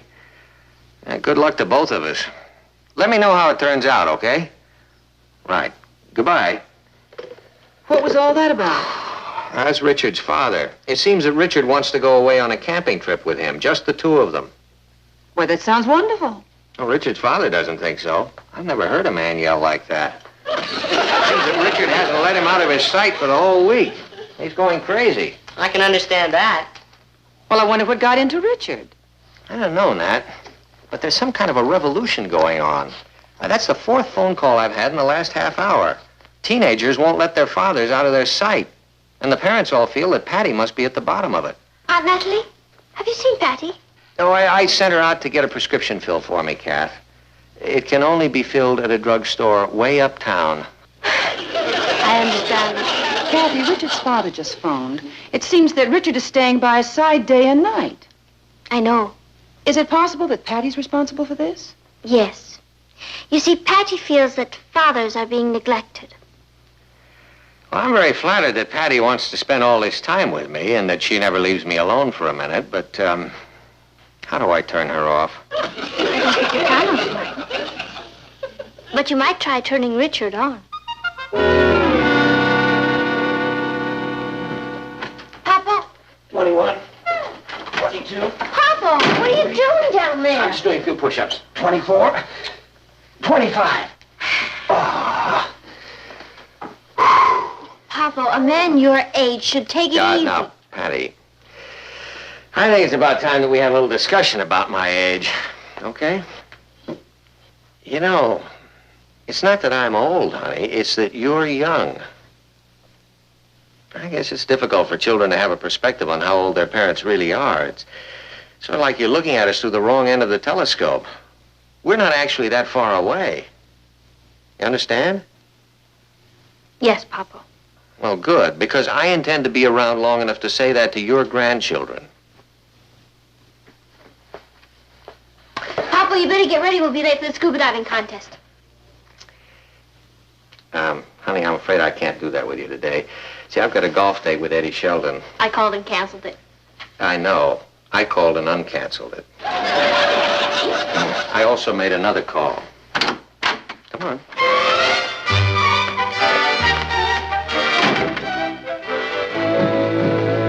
Hi, Rich. I came over as soon as I got your message.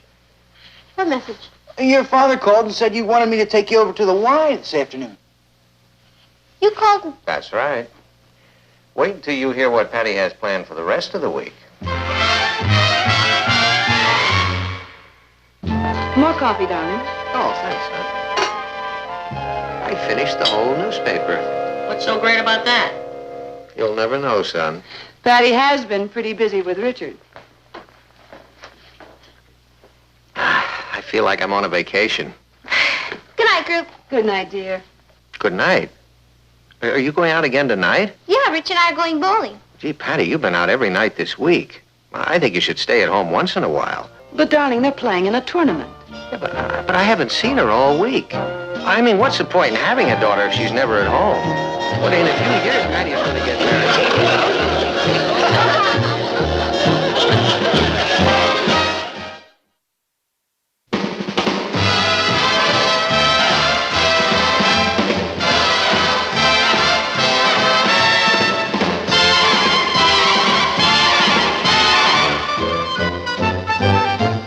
Here's Kathy, who's lived most everywhere, from Zanzibar to Berkeley Square. But Patty's only seen the sights a girl can see from Brooklyn Heights.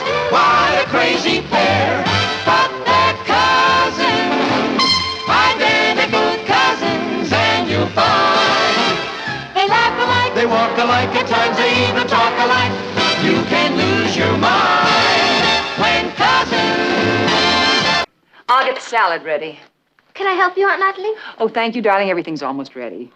Hi, Papa. Oh, hello, honey. Hello, darling. Hello, Nat. Anything wrong? Oh, no, everything's fine. I just had the worst day of my life. What happened? Well, you remember last week when the students rioted up at Hudson College? And they pulled down the statue of the founder and put a pair of panties on him? I remember. It was a case of spring fever. Spring fever, my foot. That was juvenile delinquency. Well, I wrote an editorial about it on Monday. Yesterday, some smart aleck sent in a letter to the editor.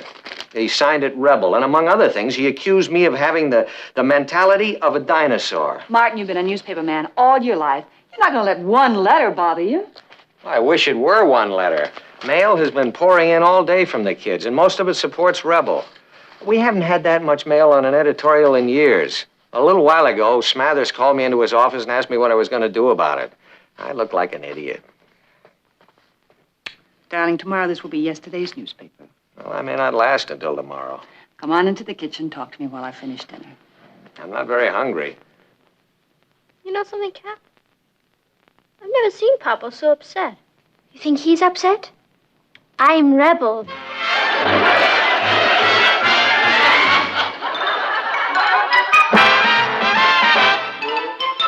Meet Kathy, who Heroes live most everywhere, from Zanzibar to Berkeley Square. But Patty's only seen the sights a girl can see from Brooklyn Heights. What a crazy pair, but they're cousins, identical cousins all the way. One pair of matching bookends, different as night and day. Where Kathy adores a minuet, the ballet russe, and crepe Suzette. Our Patty loves to rock and roll, a hot dog makes her lose control. What a wild duet, still they're cousins, identical cousins, and you find they laugh alike, they walk alike, at times they even talk alike. You can lose your mind when cousins are two of a kind.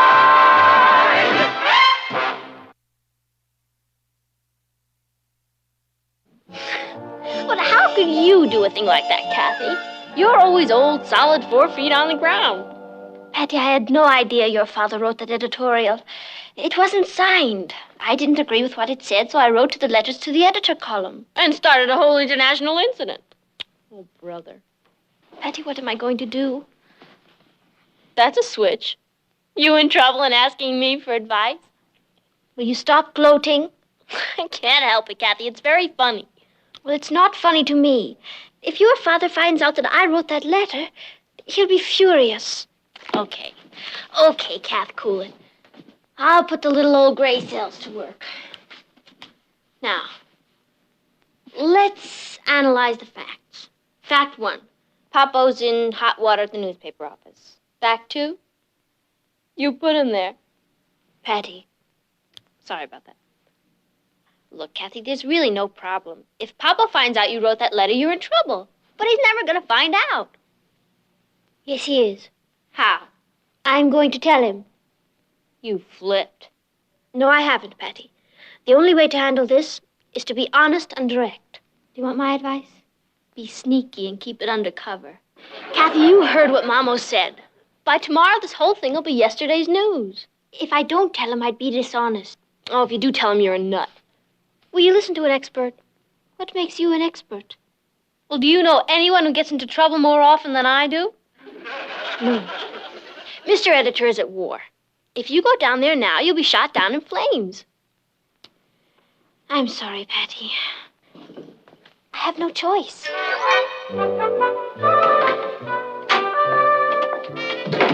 Sometimes I wonder if she's really related to me.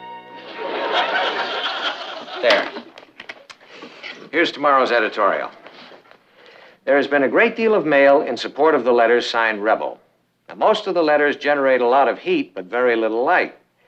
This writer is not opposed to freedom for teenagers if it is coupled with responsibility. But being a teenager does not automatically confer a license to behave badly. Rebel should pull his head out of the sand and take a good hard look at what's happening around him. Now, Rebel called this writer a dinosaur. Perhaps it's Rebel who is living in the Stone Age. You might call him a Neanderthal ostrich. How do you like it? That should do it. What do you think, Kat? Yes, that should do it all right. Did you want to see me? No, it can wait, Uncle Martin. He called me a Neanderthal ostrich. So? You called him a dinosaur. Well, I didn't know who I was calling names. Neither does he. You know, it's wild. You two love each other, and you're slinging mud at each other like crazy. Here, you've paint on your nose. You know, this would make a great Doris Day Cary Grant picture. Patty. No, really. Cary Grant is the editor of this newspaper, and he's running a campaign against a female politician. And Doris Day is a female politician. Yeah, she's, the mayor of this town she comes from. And Cary doesn't know that. Right. Patty, I am not Doris Day. How am I going to get out of this? Just leave it to your brainy cousin. Oh, come on, Kathy, relax. Let's call the boys and tell them we'll meet them at the shake shop. I wonder how you get in touch with Cary Grant. Oh, hi, Carmine. Yeah, I saw it. Hi, Rich. Hi, Ted. Hi, Patty. Have you read your father's paper lately? Richard, it isn't my father's paper. He's just the editor. Yeah, well, you ought to get rid of that dinosaur who's been writing all those editorials. Rebel sure tell him off. Your father should put a younger man in there. Someone who understands kids. Or maybe you should give the job to Rebel. Wouldn't that be great? We're all sending letters to the editor. You're what? How's this for an opening? Dear Fossil, why don't you go back to the La Brea tar pits where they dug you up? I like mine better. Dear sir, would you please give me your space travel formula? I'd like to visit you in the 18th century. That ought to needle him. I think you're shooting arrows at a very thin hide. Oh, listen to this. Dear old-fashioned, I can just see you sitting in your rocking chair with a shawl around your neck, writing editorials with a quill pen. Oh, look, fellas, do you really think you should send those letters? I mean, why don't you wait and let the whole thing blow over, huh? Blow over? Listen, we've been attacked. If we don't defend ourselves, who will? Oh, no, I'd like to go out and lynch the guy who wrote that editorial. Oh, no, we're mailing these letters. What do you have? 2 king-size aspirin. It's more mail, Mr. Lane. Where would you like me to put it? Never mind where I'd like you to put it. Just set it on the desk. Oh, brother. More fan mail? Yeah. That's quite a collection. 17th century Sam. Old fogey. Mossback. Daniel Boone. Dinosaur. That seems to be the most popular one. You know something, Martin? Since this thing started, our circulation is shot up. So is my blood pressure. Well, you're not taking this personally, are you? Well, wouldn't you if you woke up one morning and found you were a symbol of the Stone Age? Well, the newspaper's supposed to be a forum for the people. A forum? They've turned it into a battleground. And you know, we're in a trap.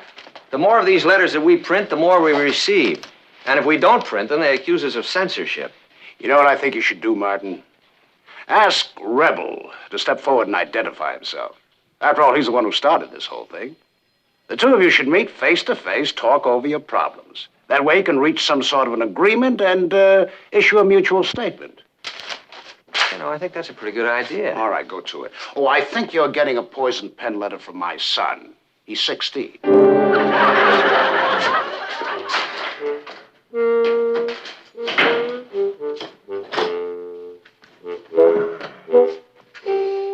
Dear Rebel, it's time you came forward and identified yourself so that we can meet Face to face and discuss our differences. Please telephone letters to the editor at the Chronicle or let us know where we can reach you. Sincerely, Dinosaur. Oh, no. Boy, talk about your own backyard. Why don't I join Father in Iceland? Oh, what are you worried about, Kath? You've got me for a cousin. That's what I'm worried about. Well, you're not very grateful. Patty, I really don't have very much to be grateful for. Single-handedly, I'm destroying a whole uncle. I wonder why he wants to meet me. Well, he doesn't want to meet you. He wants to meet Rebel. Well, it's the same thing. There's one thing I'm certain of. I'm not going to answer this. I hope he doesn't put the FBI on your tracks. Poor Uncle Martin. He's got a viper in his bosom. Like Chinese emperor and empress. And then they... Where were you? I was beginning to worry about you. I had a letter to write to Father. What kind of letter? Just a letter. We'll talk about it later. No, I want to discuss it now, Kathy. You didn't write to your father and tell him you were going to join him in Iceland. Yes, Patty, I'm afraid I did. I can't live in your house under false pretenses, Patty. Kathy, what happened wasn't your fault. Things just snowballed into a disaster. You didn't mail the letter, did you? Oh. All right, class. This morning we're going to study the geologic formation of Iceland.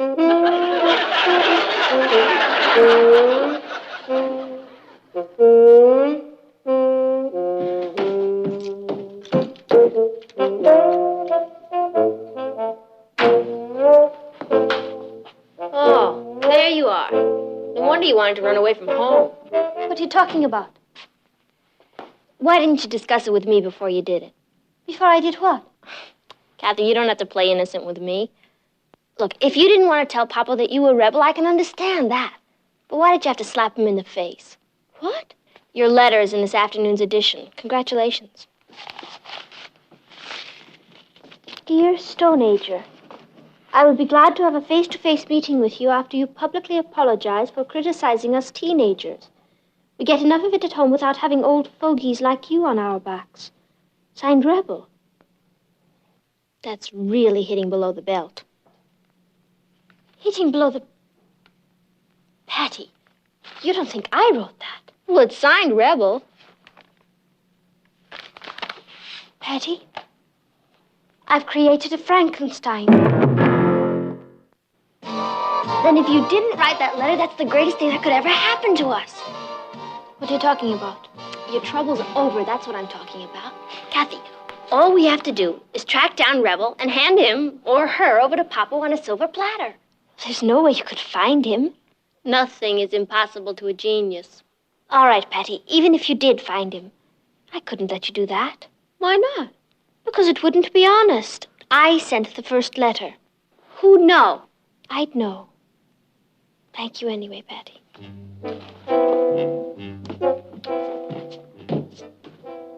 All right, I'll do it without her. She'd hate living in Iceland.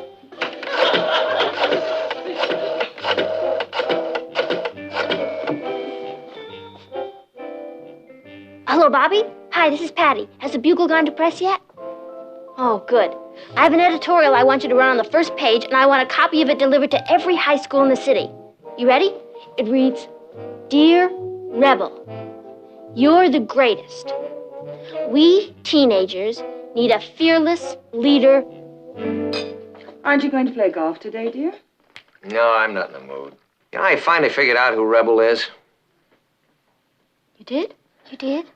Yeah. It's some bitter juvenile delinquent who's got a sour grapes attitude toward everything. Probably a high school dropout. Martin, you haven't touched your breakfast. No, I'm not really hungry. Gee, Dad, are you gonna let some stupid kid get your goat? It's not a question of some stupid kid getting my goat. I offered to meet with him and discuss this problem. Well, now, that was a fair and reasonable request. In return, I got a rude, unreasonable answer. I'd like to get my hands on him. I have a feeling you're going to. What makes you think that? Just one of my wild hunches. Patty, do you really know anything about this? Uncle Martin, you mean, do I know who wrote you that letter the other day signed Rebel? No, I have no idea, Papa. But I'm going to try and find out. Is Mr. Smathers still upset?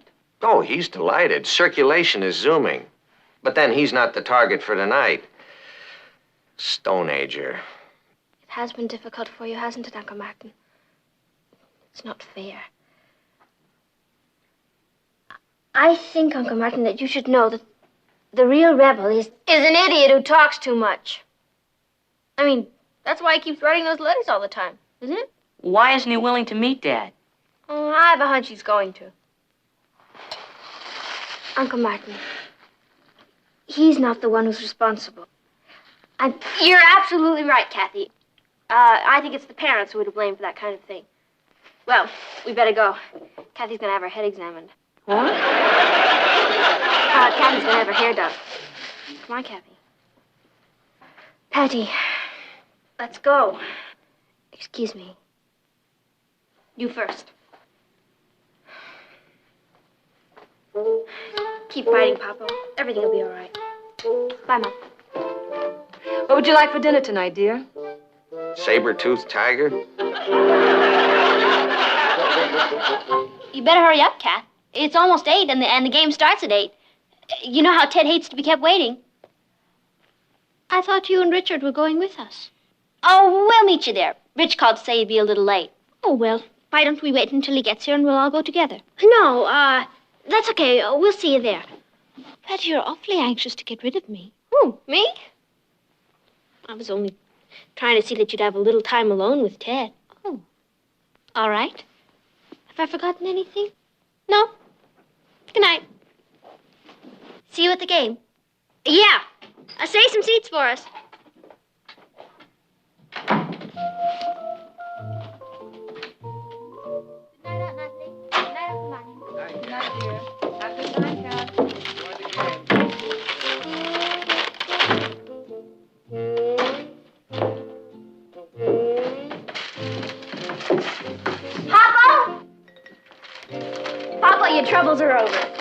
mind putting that in writing? It is in writing.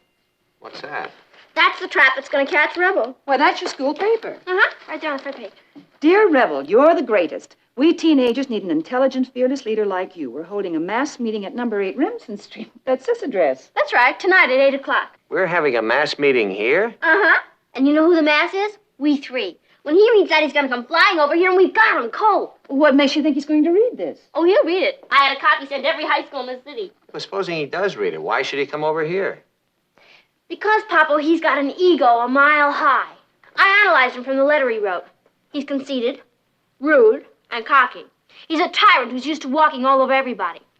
I figure he's tall, dark, maybe handsome in a Latin sort of way. And he's got dozens of girlfriends, but he doesn't care about any of them.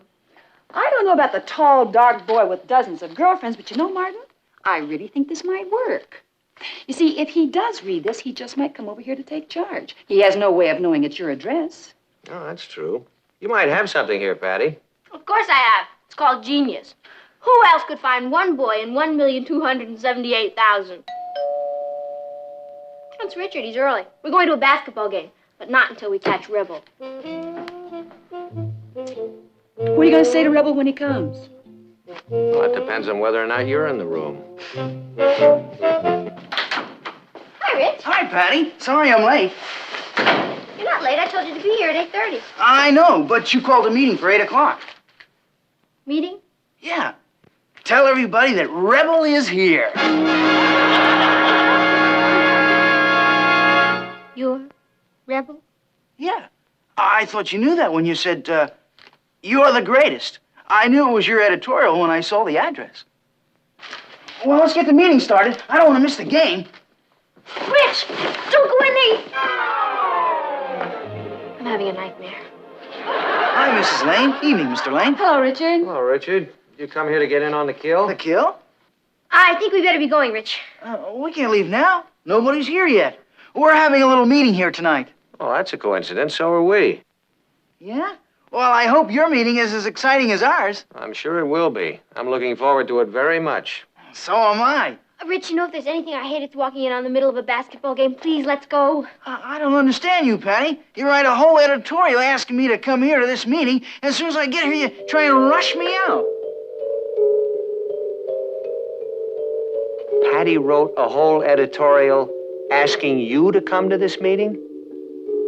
Yeah, my peers are looking for a leader. And we were expecting a tall, dark Latin. Sit down, Rebel.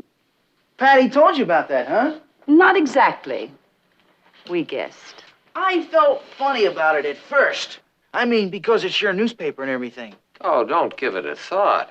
Then I said to myself, I'm really doing Mr. Lane a favor. The guy who wrote those editorials ought to be fired. You mean the Stone Ager? Yeah, I'll bet that line really rocked him, huh? Didn't it? Richard, please. Don't interrupt your leader, dear. What's he like? About 75 years old with a white beard and a face like a hatchet. No, actually, he's reasonably young and reasonably attractive. He's handsome. Thank you, Natalie. Stone Ager is also usually a very pleasant fellow. But when he gets angry, he has a terrible temper. And Richard, he's angry. You're... No offense, Mr. Stone Ager. Mr. Lane. I didn't know it was your editorial. Patty is absolutely right. If there's anything I hate, it's being late for a basketball game. Have a nice meeting. Good night. Rebel. That face-to-face meeting that you came here for is about to begin.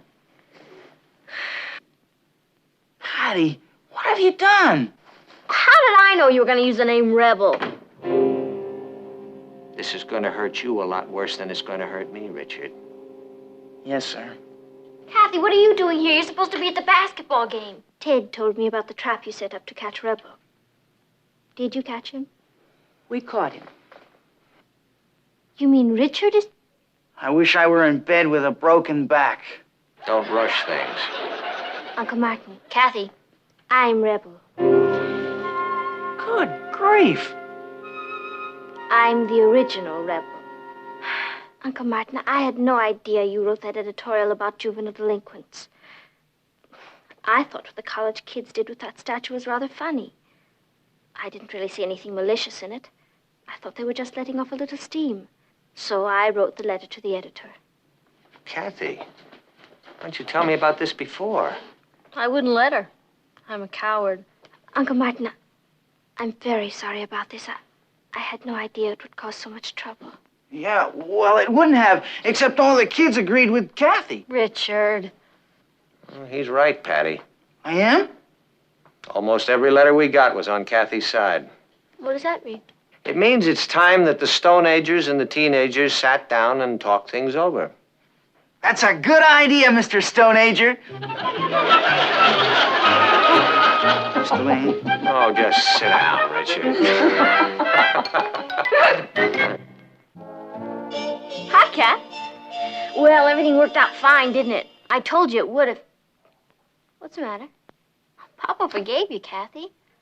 And he's even decided to let a high school editor take over the column once a month. You've struck a blow for all of us. You know, one day they may erect a statue of you in the park. Well, I'm afraid I won't be around to see it. Why not? In that letter I wrote to Father, I told him what I had done, and I didn't think I should stay here.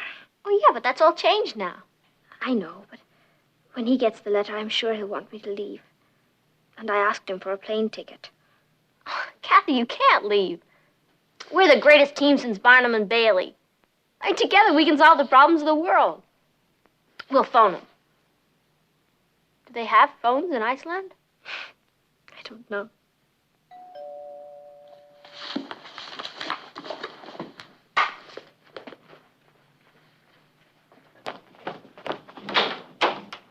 Hi, I think that's Kathy's. Thank you. What is it, Patty? Iceland. It's addressed to your father. Kathy, it's been returned. You know what happened? The mathematical genius goofed. The letter's been returned for insufficient postage. Oh, Patty. Come on. Where are we going? We're going to pick out a site for your statue. Come on.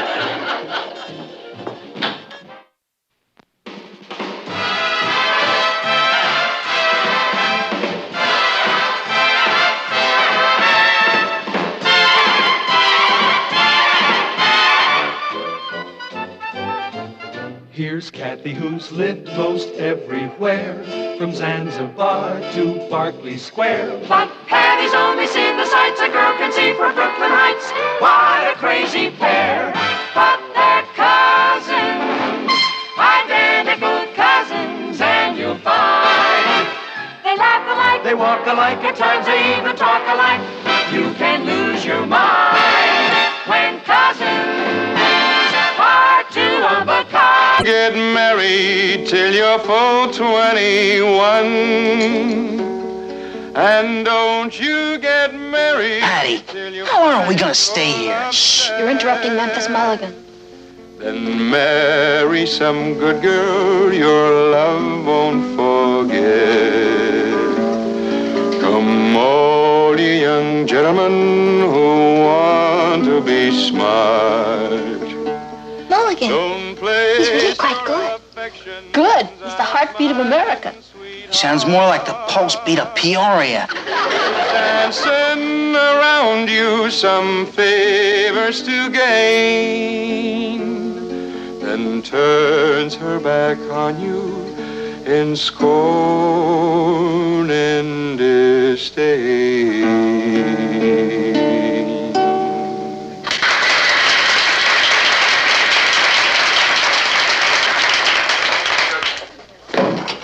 Where do you think you're going? Oh, I'm going to take a little rest. When you got a throat like this, you got to pamper it a little. Listen, Memphis, I'm paying you by the night, not by the song. Now get up there and sing. You can get up there and sing yourself. My throat and I are quitting. Good riddance. Who needs you? Good. I'm going back to the farm. Peasant. Sir? What is it? Gee, that's too bad that had to happen, but, you know, you're right. You really don't need him. Of course I don't. I mean, especially when you can get the greatest folk singer in the whole world, Pittsburgh Patty. Yeah, especially when I can get the greatest folk singer in the world. Who's Pittsburgh Patty? Me.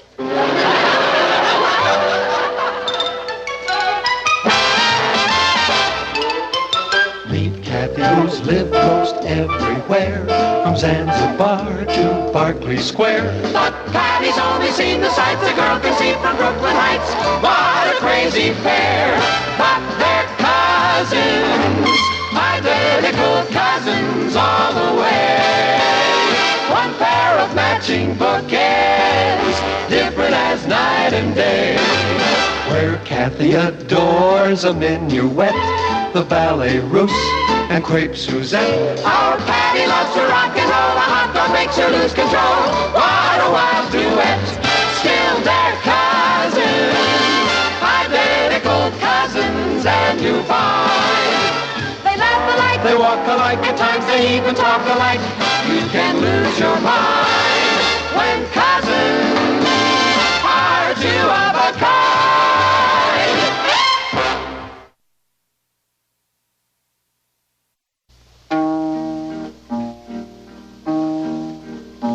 I miss my home in the old gray west, where I grew up with leeway. They say what happens for the best. My homestead's now a freeway. Ooh, ooh. Hi, Rich. I was just rehearsing. You're not serious about this. Why not? Well, I'll tell you why not. Because you're not a folk singer, that's why not. Richard, what is a folk singer? A folk who sings. Forget it. Look, Rich, there's nothing to it. I go down there, I sing a few songs, and I become famous overnight. You can be my manager. What is there to manage? Oh, just listen to this.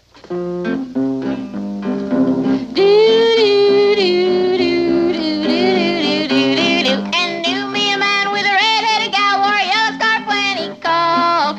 Married her up and then he learned his red-headed gal was born. What do you think, Mr. Haley? Crazy. And I really mean crazy. She's the best folk singer I ever managed. How about it, Mr. Haley? She hired? I can only pay $15 a week. $15? I tip my barber more than that. Richard. He's just kidding. That'll be fine. I'm not doing this for the money. Patty, will you let me handle this? No. Mr. Haley, I'm doing this to express myself. I'm going to be the voice of my generation. I dig. And I can use you, too. You can? I mean, if you're going to be around here to manage her, I'm sure you wouldn't mind giving me a little hand. I guess not. Would you like to hear another song, Mr. Haley? Sure, sure. Right after you swept the floors, cleaned up the kitchen, and set up the table. My client? The two of you.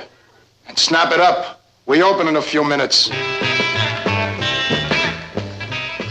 Are you sure this is the way the Beatles started? Oh, hi, Richard. Hi, Ross. Are you looking for Patty or for a sandwich? Patty. She's out. Well, then I'll have a sandwich. You don't know where she is, do you? I think she went to take a singing lesson. Hey, that's a good idea. Is she really gonna be a folk singer? Sure, I already got her first engagement. Yeah? Where at? The Pink Percolator. She's singing in a coffee pot? Well, not exactly singing yet. It's a coffee house. When she gets through there, everybody in the country's gonna know her. Do you sing too? I'm her manager. Oh, boy. Every artist has got to have a manager. Even Patty. Did you get her a lot of money? Sure did, considering her talent. She's working for nothing, huh? Of course not. What do you think I am? You sure you've got everything? Yeah. Thanks. Boy, I really admire you. You do? Yeah. Since I'm her brother, I have to be around Patty all the time. But you deliberately take her out. It takes a lot of courage. Well, I guess it's kind of hard for brothers and sisters to understand each other. Until they're older, anyway. Well, I wish I had a sister. You can have mine. I'll take her. Can I be best man at your wedding? I guess so, if we have a wedding. Aren't you and Patty gonna get married someday? Oh, we were, but I don't know now. What's the matter? I'm worried. I can't blame you. If I was going to marry someone like Patty, I'd be worried too. I'm worried she won't marry me. That's wishful thinking. You don't understand, Amos. If Patty catches on as a folk singer, she's gonna be famous. And I mean really famous. Do you think that could happen? Have you heard any of the folk singers around here today? Boy, I'm glad I'm just a kid. I wouldn't have the problems that you grown-ups have for anything. What is life? Is it earnest? Is it real? Or is it a candy Ferris wheel? Ha! If I ate feathers, could I fly? Oh, oh, laugh, you sages. But I must fly. I don't know if I like managing a folk singer. Chin up, you're doing great. Oh, Mr. Haley, I'm ready to go on any time now. You're a real trooper. Make a fresh batch of coffee. And then? And then serve the customers. And then? And then wash the cups. And then? And then make some more coffee. Yeah, I dig.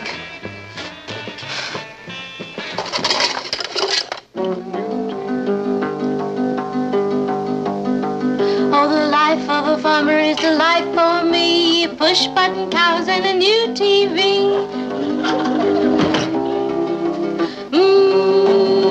Hello, Patty. Hi, Papa. Hadn't you better get dressed, dear? I am dressed. Oh, you're going to a costume party. In a way, I suppose you're right. Life is nothing but a masquerade. Well, this is the costume of the people. I'm earthy. I'll say. I would suggest that you wash some of that earth off, then change into a dress, and we'll have dinner. Papa, you don't know about American folklore, do you?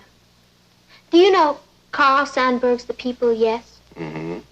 Do you know Martin Lane's That Outfit, No? Patty, you look like a poverty-stricken... Papa, that's the look of my generation. We want to be free. Then why are you so expensive? Joke. And by the way, there's a very interesting concert at the town hall tonight. Mozart. I got tickets for all of us. Gee, Papa, I'm sorry, I can't go. Why not, Patty? I'm sure you'd enjoy it. Oh, yeah, but I'm kind of going to a concert myself. Oh? Well, at least it's not bowling or the movies. Who's playing? A folk singer named Pittsburgh Patty. Never heard of her. Oh, you will.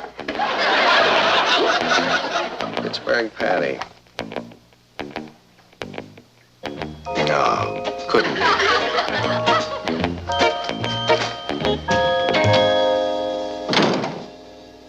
What's the matter, Patty? Oh, it's the older generation. What have they done now? They're not going to stop me from expressing myself. Are they trying to? They would if I let them. Have they told you to give up your job at the coffee house? No. You see? That's only because I haven't told them about it yet. Patty, don't you think you should? They wouldn't understand, Kathy. It's not just a job. I feel like part of the grassroots of America. You look like part of the grassroots of America. It's really very hard work. The singing? The scrubbing.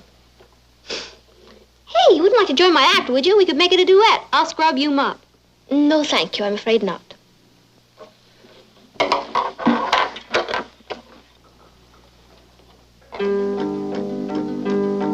Oh, don't be afraid to clutch at fame. It's such a pleasant thing.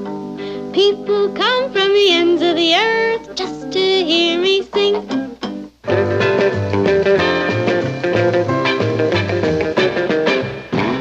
Oh, moon is a word, and tin is a word, empty sounds and din. So I have the power to change my word. Mr. Haley, I'm ready to go on any time. Crazy. Start with table 7. Mr. Haley, I don't think you understand. I'm here to express myself. I dig. You want to get to the people, right? Exactly. Good. Start with table 7.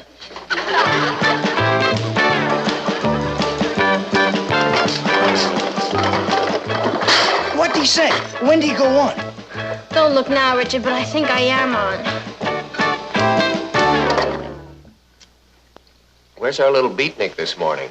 She overslept. No wonder. She didn't get home last night till 11:45. What were you doing up until 11:45, young man? Me and my big mouth. Morning. Good morning. How was that concert last night? What? Oh, the concert. It was great. Too short, though. What kind of concert was it? Folk singing. When I was a boy, we had folk singing. It's odd how it's become popular again. They had folk singing when you were a boy, Papa? Yes. We used to put on our bear skins and come out of our caves and sing it up a little. You know, Patty, this may come as a shock to you, but your father is only... That's okay, Papa. You're young in heart. Thank you, Patty. I mean, you really understand kids, Papa. I try to. I mean, like, if I were to say to you, Papa, I think I'm going to get a job in a coffee house as a folk singer, you'd say, No. You're kidding. Try me. Oh, but Papa... If you want to do any folk singing, sing for the folks in this house. Some of them are quite nice, Martin. Oh, I'm sure they are. And anytime Patty wants to drop in at one and have a cup of coffee, that's fine. But I never want to catch you singing in one of those places. But, Papa... The discussion is closed. Would you mind passing the sugar, please?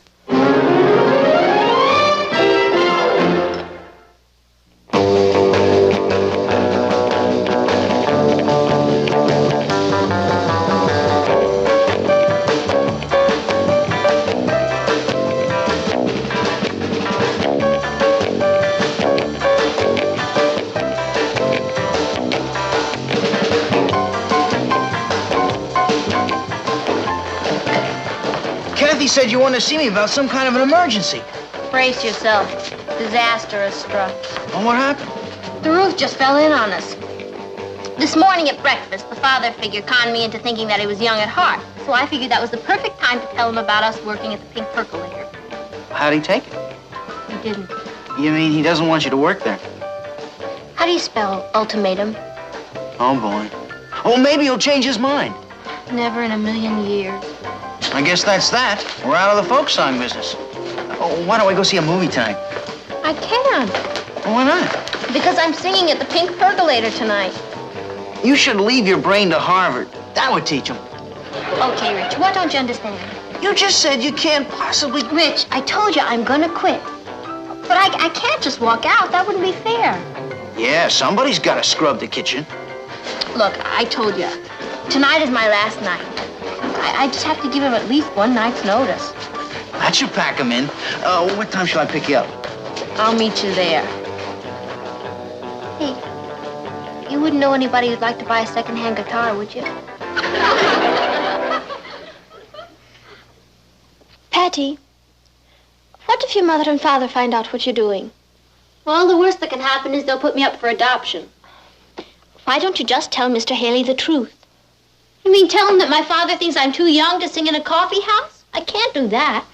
Mr. Haley probably thinks I'm at least 25 or 30 years old. All right.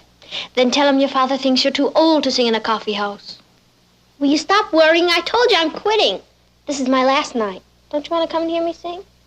Well, I was going to, but I think I'd better stay here and keep an eye on your parents. That's my buddy. Don't let them budge out of the house. I won't. You know, there's really nothing to worry about. They never go to coffee houses.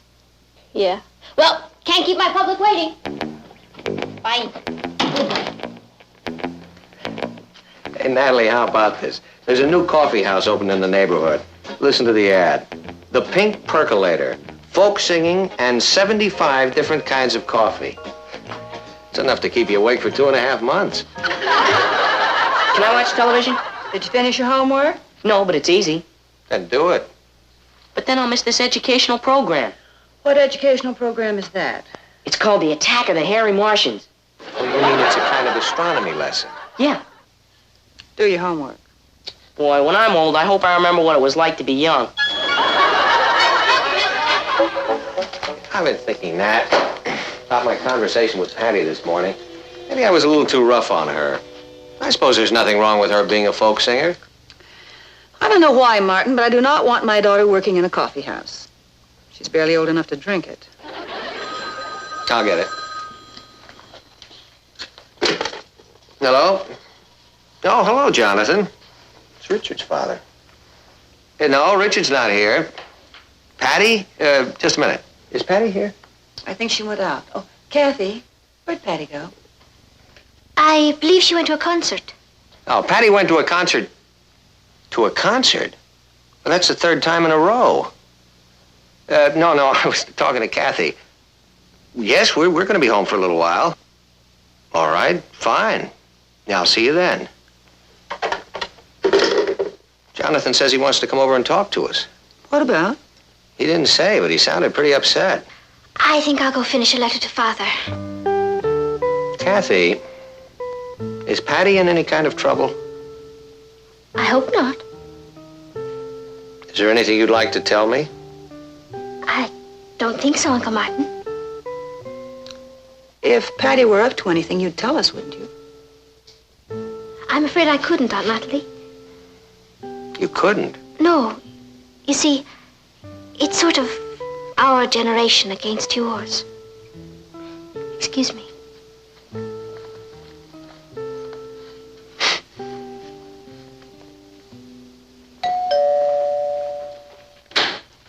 Hello, Jonathan. Hello, Martin. Is Patty home yet? Yeah, no. Come on in. I hate to barge in on you like this. Oh, you're not barging in. We're delighted to see you. Hello, Natalie. Hello, Jonathan. Won't you sit down? Well, I'd rather not.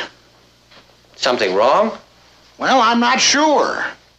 Has Patty been acting peculiar lately? Well, with Patty, it's kind of hard to tell. Same with Richard. I was joking. I was serious. What's Richard been doing? That's just it. We don't know. He gets in late every night. He's completely exhausted all day, and he doesn't tell us where he goes or what he's been doing. Patty has seemed a bit more tired than usual lately, and she's been getting in rather late. I knew it. They're up to something. I love Richard being away from home. But my wife worries she's got some kind of a crazy mother complex. You know how mothers are. Richard has been talking about working in a coffee house. Yeah, Patty mentioned taking a job in a coffee house. What'd you tell her? Well, I said no. But, you know, as a matter of fact, I was just telling Natalie, maybe I was a little too harsh with her. I say you can't be too harsh with them. Give them an inch and they'll drive you out of your mind. You know where we make our mistake? Teaching the kids to talk. Just think of how wonderful it would be if they didn't know English. Look at all the money it'd save us on phone calls. Good evening, Mr. Harrison. Hello, Kathy. You two girls sure do look alike. I can never tell the difference. The one with Richard is Patty. Now, I hope he can tell the difference. Oh, don't worry. Patty sees to that. Would you like some coffee? I'd love a cup. Hey, wait a minute. Why don't we run on down to that new coffee house, the Pink Percolator, and have some there? They got 75 different kinds of coffee. That's a good idea. Oh, I don't think you'd like it. Well, why not? Well, I hear it's very crowded and the service is bad and the coffee's not good and it's very expensive. If business is that good, they must have something. Let's go take a look at it.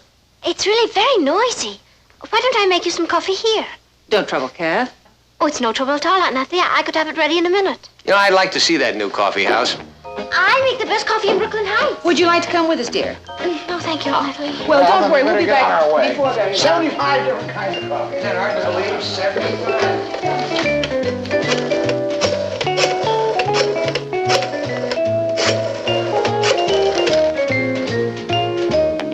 Hello, is this the Pink Percolator? May I please speak to Patty Lane? Patty Lane, she works there.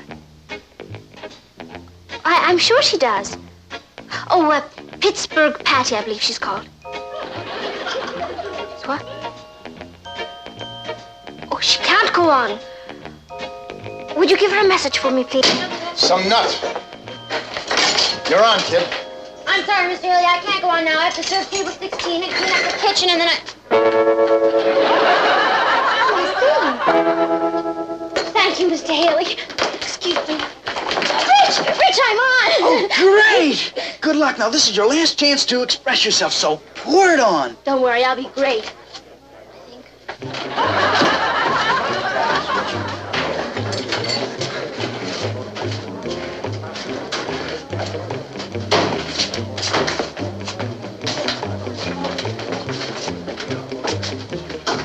Table for three? Please. Crazy. Right over there, folks. Crazy. They do a good business here. I suppose the kids come in to hear the folk singing. I'd like to hear them too. I've never heard a genuine folk singer. I imagine they're pretty authentic here. Hello? I must speak to Pittsburgh Patty. It's urgent.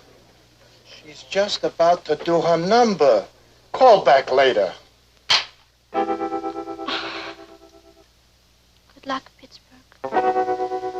Ladies and gentlemen, Pink Percolator takes pleasure in presenting the voice of America, Pittsburgh Patty. It's Patty. Martin, you can't stop her now. Yeah, but I told her she absolutely could not do this.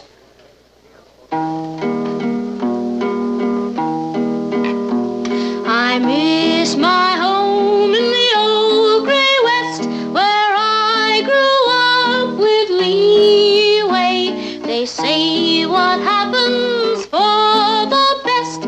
My homestead's now a freeway.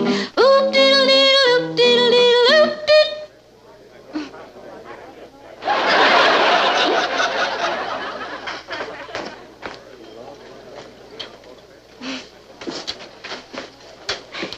Cream and sugar, anybody?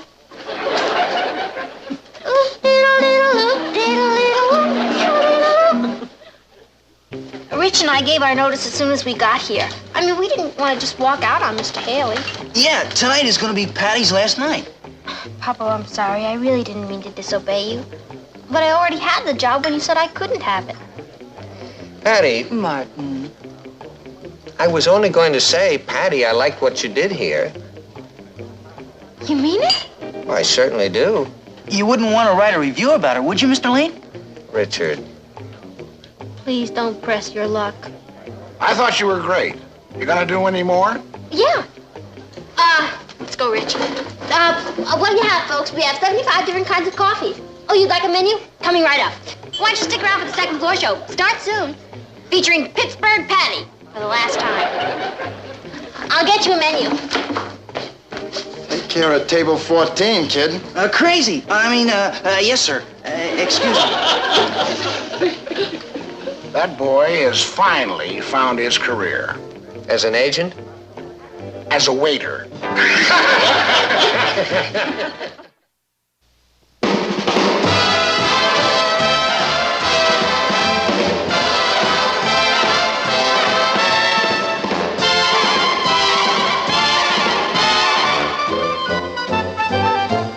Here's Kathy, who's lived most everywhere, from Zanzibar to Berkeley Square. But Patty's only seen the sights a girl can see from Brooklyn Heights. What a crazy pair, but they're cousins, identical cousins, and you'll find they laugh alike, They walk alike, at times they even talk alike. You can lose your mind when cousins. No, Patty, just this letter from Father. Oh, where is he this week? He's in Rome. He says a friend of his is coming to the States and he's going to look me up. A Mr. Honoré. Crazy. We'll paint the old town red for him. Kathy, think this dress will be okay for Saturday night? Richard lost his head and invited me to the theater. Oh, I think it looks fine. You know, I haven't seen Richard in a whole week. Monday night he broke his date with me because he had a toothache, and Wednesday night he broke his date with me because he had to help his father with something. And there he is. I'll get it. Hi, Rich. We were just talking about you. Were you? Uh-huh. Come on in. Hi, Kathy. Hello, Richard. Richard, are you gaining weight? Of course not. Why should I be gaining weight? He's as thin as a rail. Hey, you want some peanut brittle? We just got it. No, thanks. Oh, I know. I'll fix you one of my great bacon and egg sandwiches. Oh, thanks anyway, but I don't want to spoil my dinner. Wait. Still have that toothache? What toothache? Oh, that toothache. No, I feel fine. I came over to tell you I can't take you out Saturday night. Oh, I thought we had a date to go to the theater. We did, but my Aunt Mabel came to town for the weekend, and I have to be with her. It's gonna be a terrible drag. She's got the personality of a barracuda. But there's nothing I can do about it. Oh, sorry. That's okay, Rich. We'll do something next week. Sure. I knew you'd be a good sport about it. As soon as my Aunt Mary leaves, I'll give you a call. Richard, I thought you said her name was Mabel. I did. Oh, I mean it. It is Mabel. We call her Mary. It's kind of a nickname. Well, I guess I'll be running along. I'll see you later. Bye, Kathy. So long, Patty. Bye, Rich.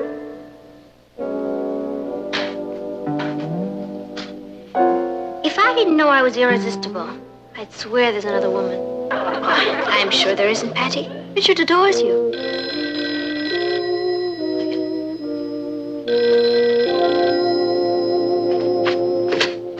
Hello? Oh, hi, Gloria. My black dress? Yeah, I guess you can borrow it. Well, I had a date Saturday night, but it was canceled because of Aunts Mary and Mabel. Oh, you have a heavy date, huh? With who?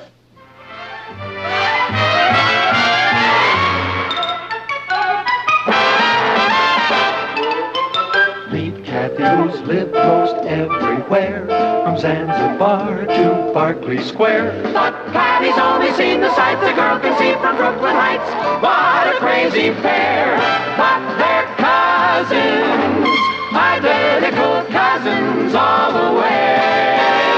One pair of matching bookends, different as night and day.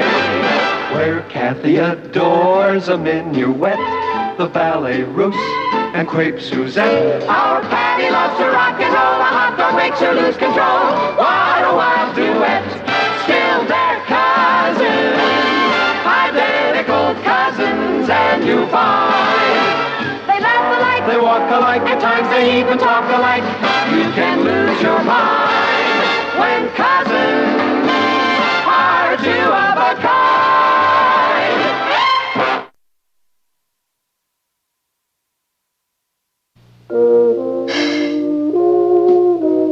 I never want to see Richard Harrison again as long as I live. Well, the way things are going, your chances look pretty good. Patty, are you sure you didn't misunderstand? It's not like Richard to lie. Believe me, Mamo, I caught him red-handed. His Aunt Mabel is Gloria, the original clinging vine. Did you give Richard a chance to explain? There's nothing to explain, Papa. He goes out with other girls every once in a while, and I go out with other boys every once in a while. But we never break dates with each other to do it. Patty, I'm sure Richard has a good reason. Kathy, don't try to cheer me up. I like being miserable. Well, I'd like to give him back his pin, his ring, everything he's ever given me. Why don't you? He's never given me anything. Well, what difference does it make? I thought you weren't interested in him anymore. I'm not. That's Richard. Do I look all right? Oh, I'm a mess. Well, I think someone should answer the door. No. Don't anybody let him in. I'll send him away. No. I think you should make up your mind.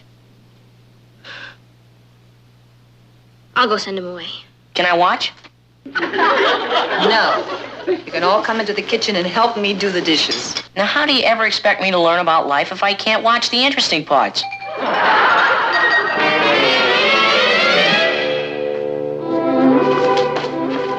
Hello, Peter. Oh. Hi, Rich. Hi, who is Peter? Oh, just a friend. I came to explain about Saturday night. Oh, that's okay, Rich. You don't have to explain. Really, I understand. You have to help your father take care of your Aunt Mary Mabel, who has a toothache. What are you talking about? Gloria called and told me she had a date with you Saturday night. She did? Boy, I sure can't trust women. Can't trust women. She shouldn't have done that. Oh, but it's all right for you to keep breaking dates with me and lie about it. I'm sorry, Patty, but I can't help it. Rich, is Gloria so irresistible that you couldn't wait to see her on a night when we didn't have a date? Gloria? Irresistible? Well, isn't she? Patty, I don't even like her. You don't like her, but you keep breaking dates with me to go out with her. That's right. What'd you do, lose an election bet? Patty, she's not nearly as nice as you. She's not as smart as you. She's not as pretty as you. And she's not as much fun as you. Well, what has she got? something I can't resist. I'm hooked. On what? Her cooking. Her cooking? Gloria is probably the greatest cook that ever lived. Richard, you've got to be kidding. Gloria can't even boil water. Maybe she couldn't last year, but when she went to France with her folks this summer, she went to cooking school at Cordon Bleu. She's been cooking me banquets every night, and I mean banquets. And that's why you gave up my bacon and egg sandwiches. And tonight she's making me roast pig Maxines with petit pois, glazed peaches, baked Alaska, and I better run along. I don't want to be late. Goodbye, Patty. Goodbye, Rich.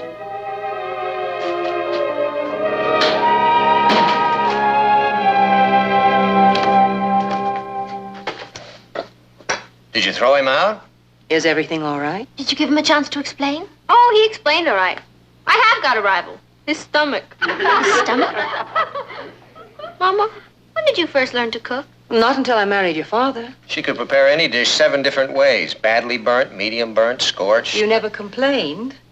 I didn't marry you for your cooking. But cooking is important to a man, isn't it? Well, I think every girl should know how to cook. Will you teach me how, Mama? Well, of course, darling. You can help prepare dinner tonight. Great. I'll have him crawling back to me in no time. What are we having for dinner tonight? I'll make Gloria look like nothing. Pot roast and mashed potatoes.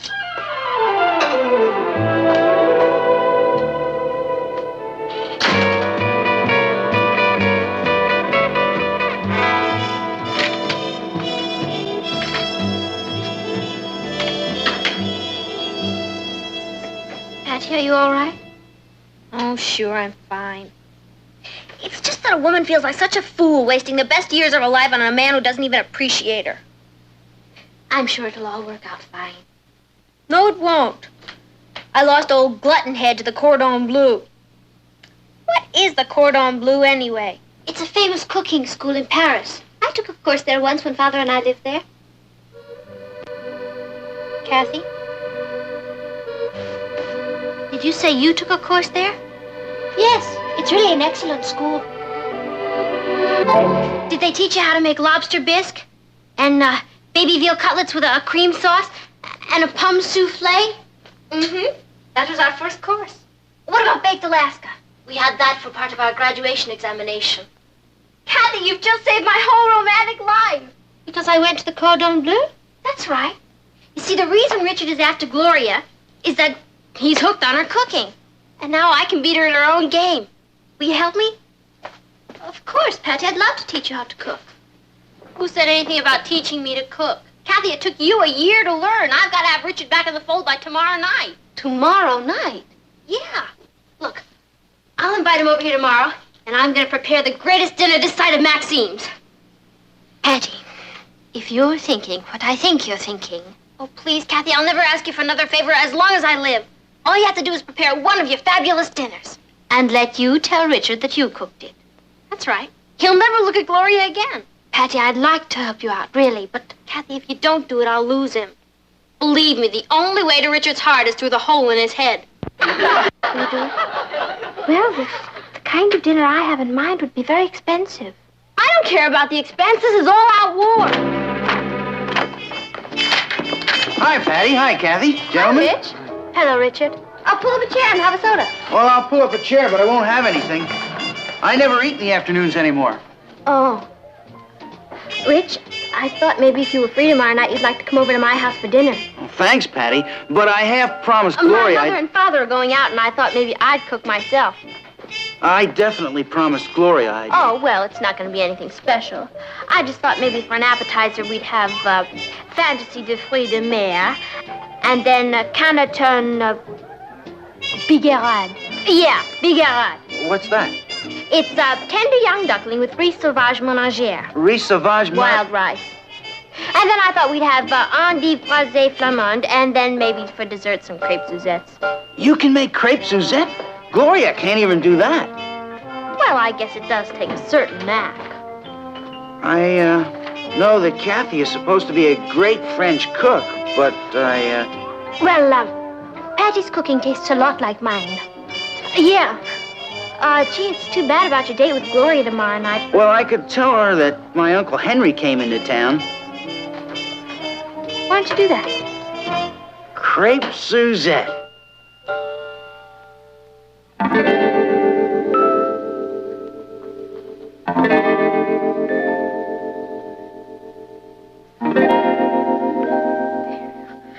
Boy, it sure takes a lot of stuff, doesn't it? I used up my allowance for the next 6 months. But it's all gonna be worth it. Patty, are you certain that you want both baked Alaska and crepe Suzette for dessert? Uh-huh. I figure as long as we're going out for the big fish, we may as well use plenty of bait. I hope you know what you're doing. Hey, you didn't flunk any of those courses, did you? I'll have you know I received the gold star. No kidding. Do you know how lucky I am to have you? The gold star at the cordon bleu. That's bleu. What time is Richard coming? I told him to come at 7 o'clock. Oh, then I'd better start the sauces now. That'll only give me about 4 hours. You mean it takes 4 hours to cook one of these dinners? Some of them take 4 days. That's the fish calling up to find out what time the bait is being served. Hello? Oh, no, it isn't. Hold on a minute. Mr. Honoré. Oh, that's Father's friend. And thank you, Patty. Hello, Mr. Honoré. Yes, Father wrote me you were coming. How is he? Good. He did? Thank you. Oh, yes, I want to talk about him very much. Why don't you invite him for dinner tonight? I don't mind cooking for one more. Monsieur Honoré, would you like to join us for dinner tonight? Oh, you are? What time? Oh, I see. It's all right if he's late. I'll let my sauces cook a little longer. Oh, yes, I'm very anxious to get together with you. But I'm afraid I can't right now. You see, I'm doing something for someone. I'll say you are. Oh, yes, I understand. If that's the only time. All right. I'm looking forward to seeing you. Thank you. Au revoir. What was all that about? Betty, Monsieur Honoré is catching a plane at 7 o'clock for India. I have to go to the airport to have dinner with him. Kathy, you can't do that. I'm catching Richard at 7 o'clock. I know, Patty. I'm terribly sorry. But this is the only chance I'll have to see him, and Father insisted that I meet him. Yeah, but your father didn't know there was going to be a crisis in my life. Oh, Kathy, if you walk out on me now, I'm ruined. I'm really sorry, Patty. But this is one of Father's closest friends. I have no choice. But what about my Canatum you, whatever it is. Please, Kathy.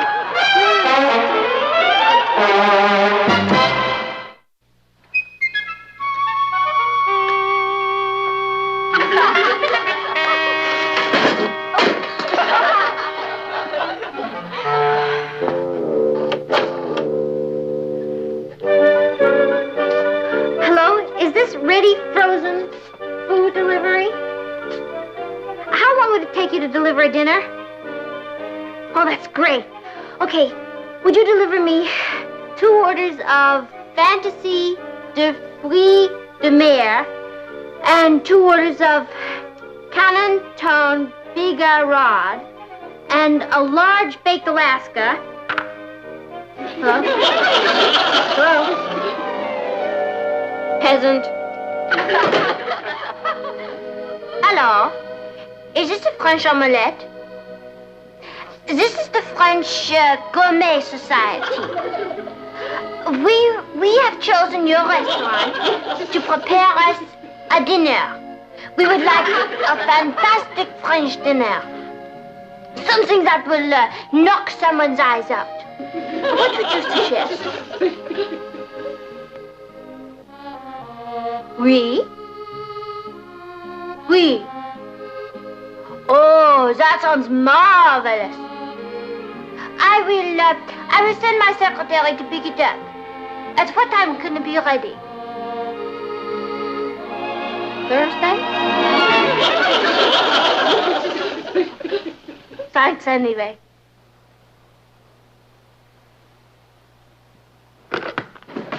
Hi, sis. What's cooking? Me. What are you building? A gallows. I was trying to impress Richard. Why would you have to impress him? He's lucky to have you. Thanks, Ross. But he suddenly flipped for French food. And guess who cooks it? Gloria. Uh-oh. I guess I'm gonna have to find you another brother-in-law. Hey, wait a minute. I've got an idea. Yeah? What's that? Kathy's a great cook. Why don't you ask her to... Good thinking. I tried it. Oh. Okay. All you have to do is call one of those frozen food places that delivers. And... Tried it. What about calling a French restaurant and asking them to... You really are a chip off the old block, aren't you?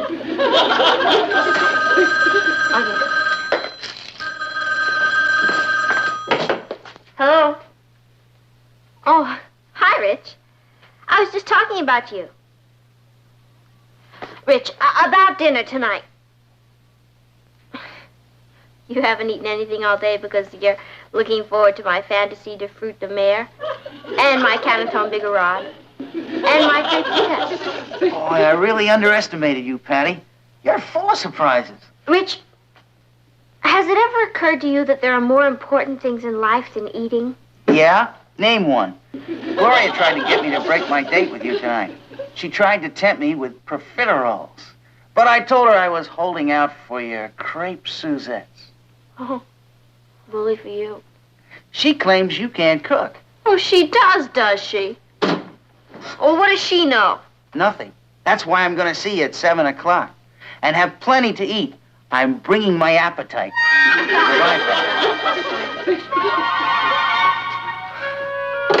I make great peanut butter and jelly sandwiches, sis. Thanks, Ross. But to a gourmet, that's nothing. What's a gourmet? A glutton with a fancy appetite. You wouldn't have any other ideas, would you? Yeah. Find me a brother-in-law who likes hamburgers. That's it. What'd I say? The magic word. Look, I may not know how to cook, but I can certainly make hamburgers. I'll just tell Richard I think he's gaining too much weight, and I thought I'd make him a plain old hamburger dinner. At least I'll still be in the ballgame. Will you help me clean up this mess? Sure.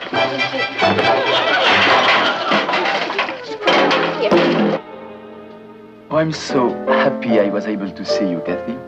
So am I, monsieur. Your father's exact words to me were, I want you to see Kathy in person and tell me exactly what she looks like. If she's too thin or too pale. Well, you know what fathers are like. Yes. He tells me that you are flying over there to see him this summer. As soon as school is out. I'm hoping to take Patty with me.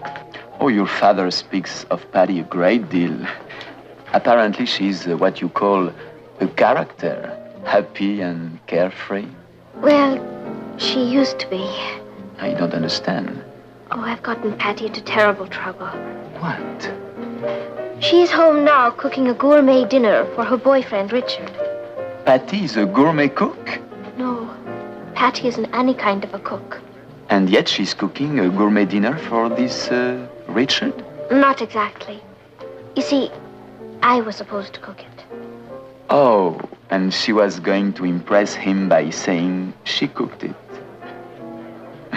Yes. Well, as a Frenchman, I would feel a deep responsibility if in any way I hurt a romance. It isn't your fault, monsieur. Yes, in a way it is.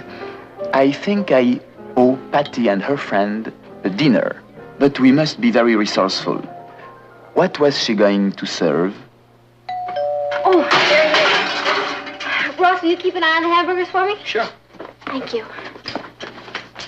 Boy, I wouldn't be a woman for anything. Hi, Patty. Hi, Rich. Something sure smells good. What is it, Canton Bigarade? Huh? Well...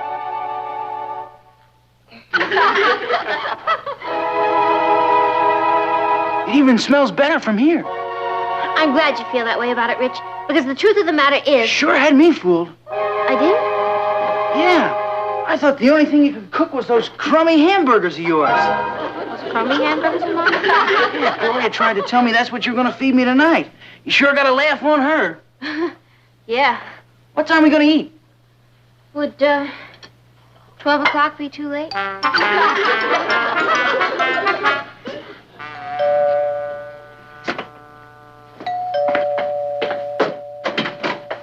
Can I help you? I'm sorry to be so late. Everything had to be cooked to order. You know? Fantaisie de fruits de mer, canton bigarade, riz sauvage ménagère, and the crêpe Suzette. Monsieur Honoré and the restaurant voisin wish you a very pleasant dinner. Bonsoir, monsieur.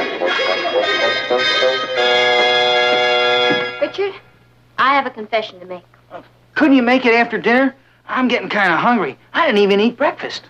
No, Richard, it can't wait till after dinner. You see, what Gloria said about me... You don't have to worry about Gloria. Yes, I do, Rich. You see, what she said is absolutely... Patty, I don't want to rush you, but if you don't sit down to dinner soon, that duck is going to get cold, the baked Alaska is going to melt, and your crepe Suzettes will be ruined. Oh, boy.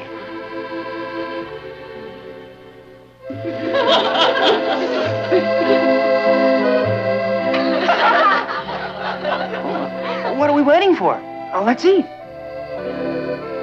Yeah.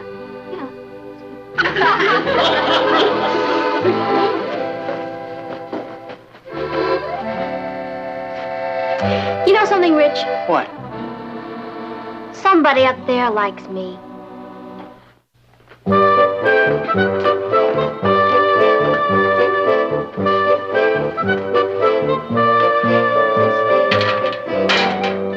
Oh, hi, Gloria.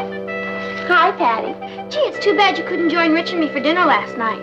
Oh, he told me all about it. Oh, did he? Mm-hmm. It really wasn't much. Next time I should go into something more complicated. Well, I'd love to be there when you do. I have a feeling you got away with something this time. But what are you going to do for an encore? Well, bye, darling.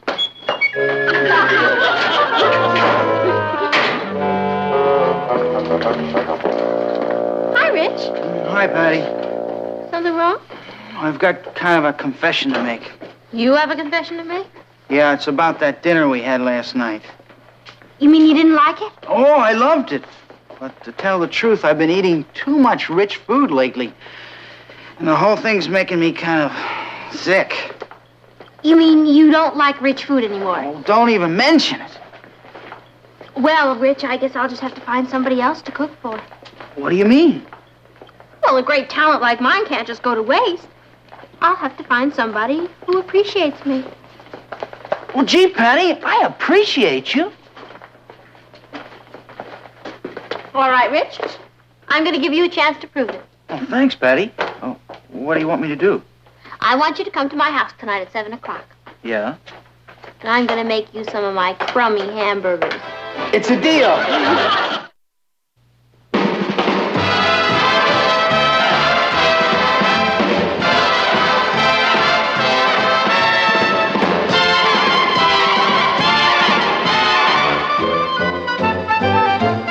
Here's Kathy, who's lived most everywhere, from Zanzibar to Berkeley Square. But Patty's only seen the sights a girl can see from Brooklyn Heights. What a crazy pair! But they're cousins, identical cousins, and you'll find they laugh alike, They walk alike, at times they even talk alike. You can lose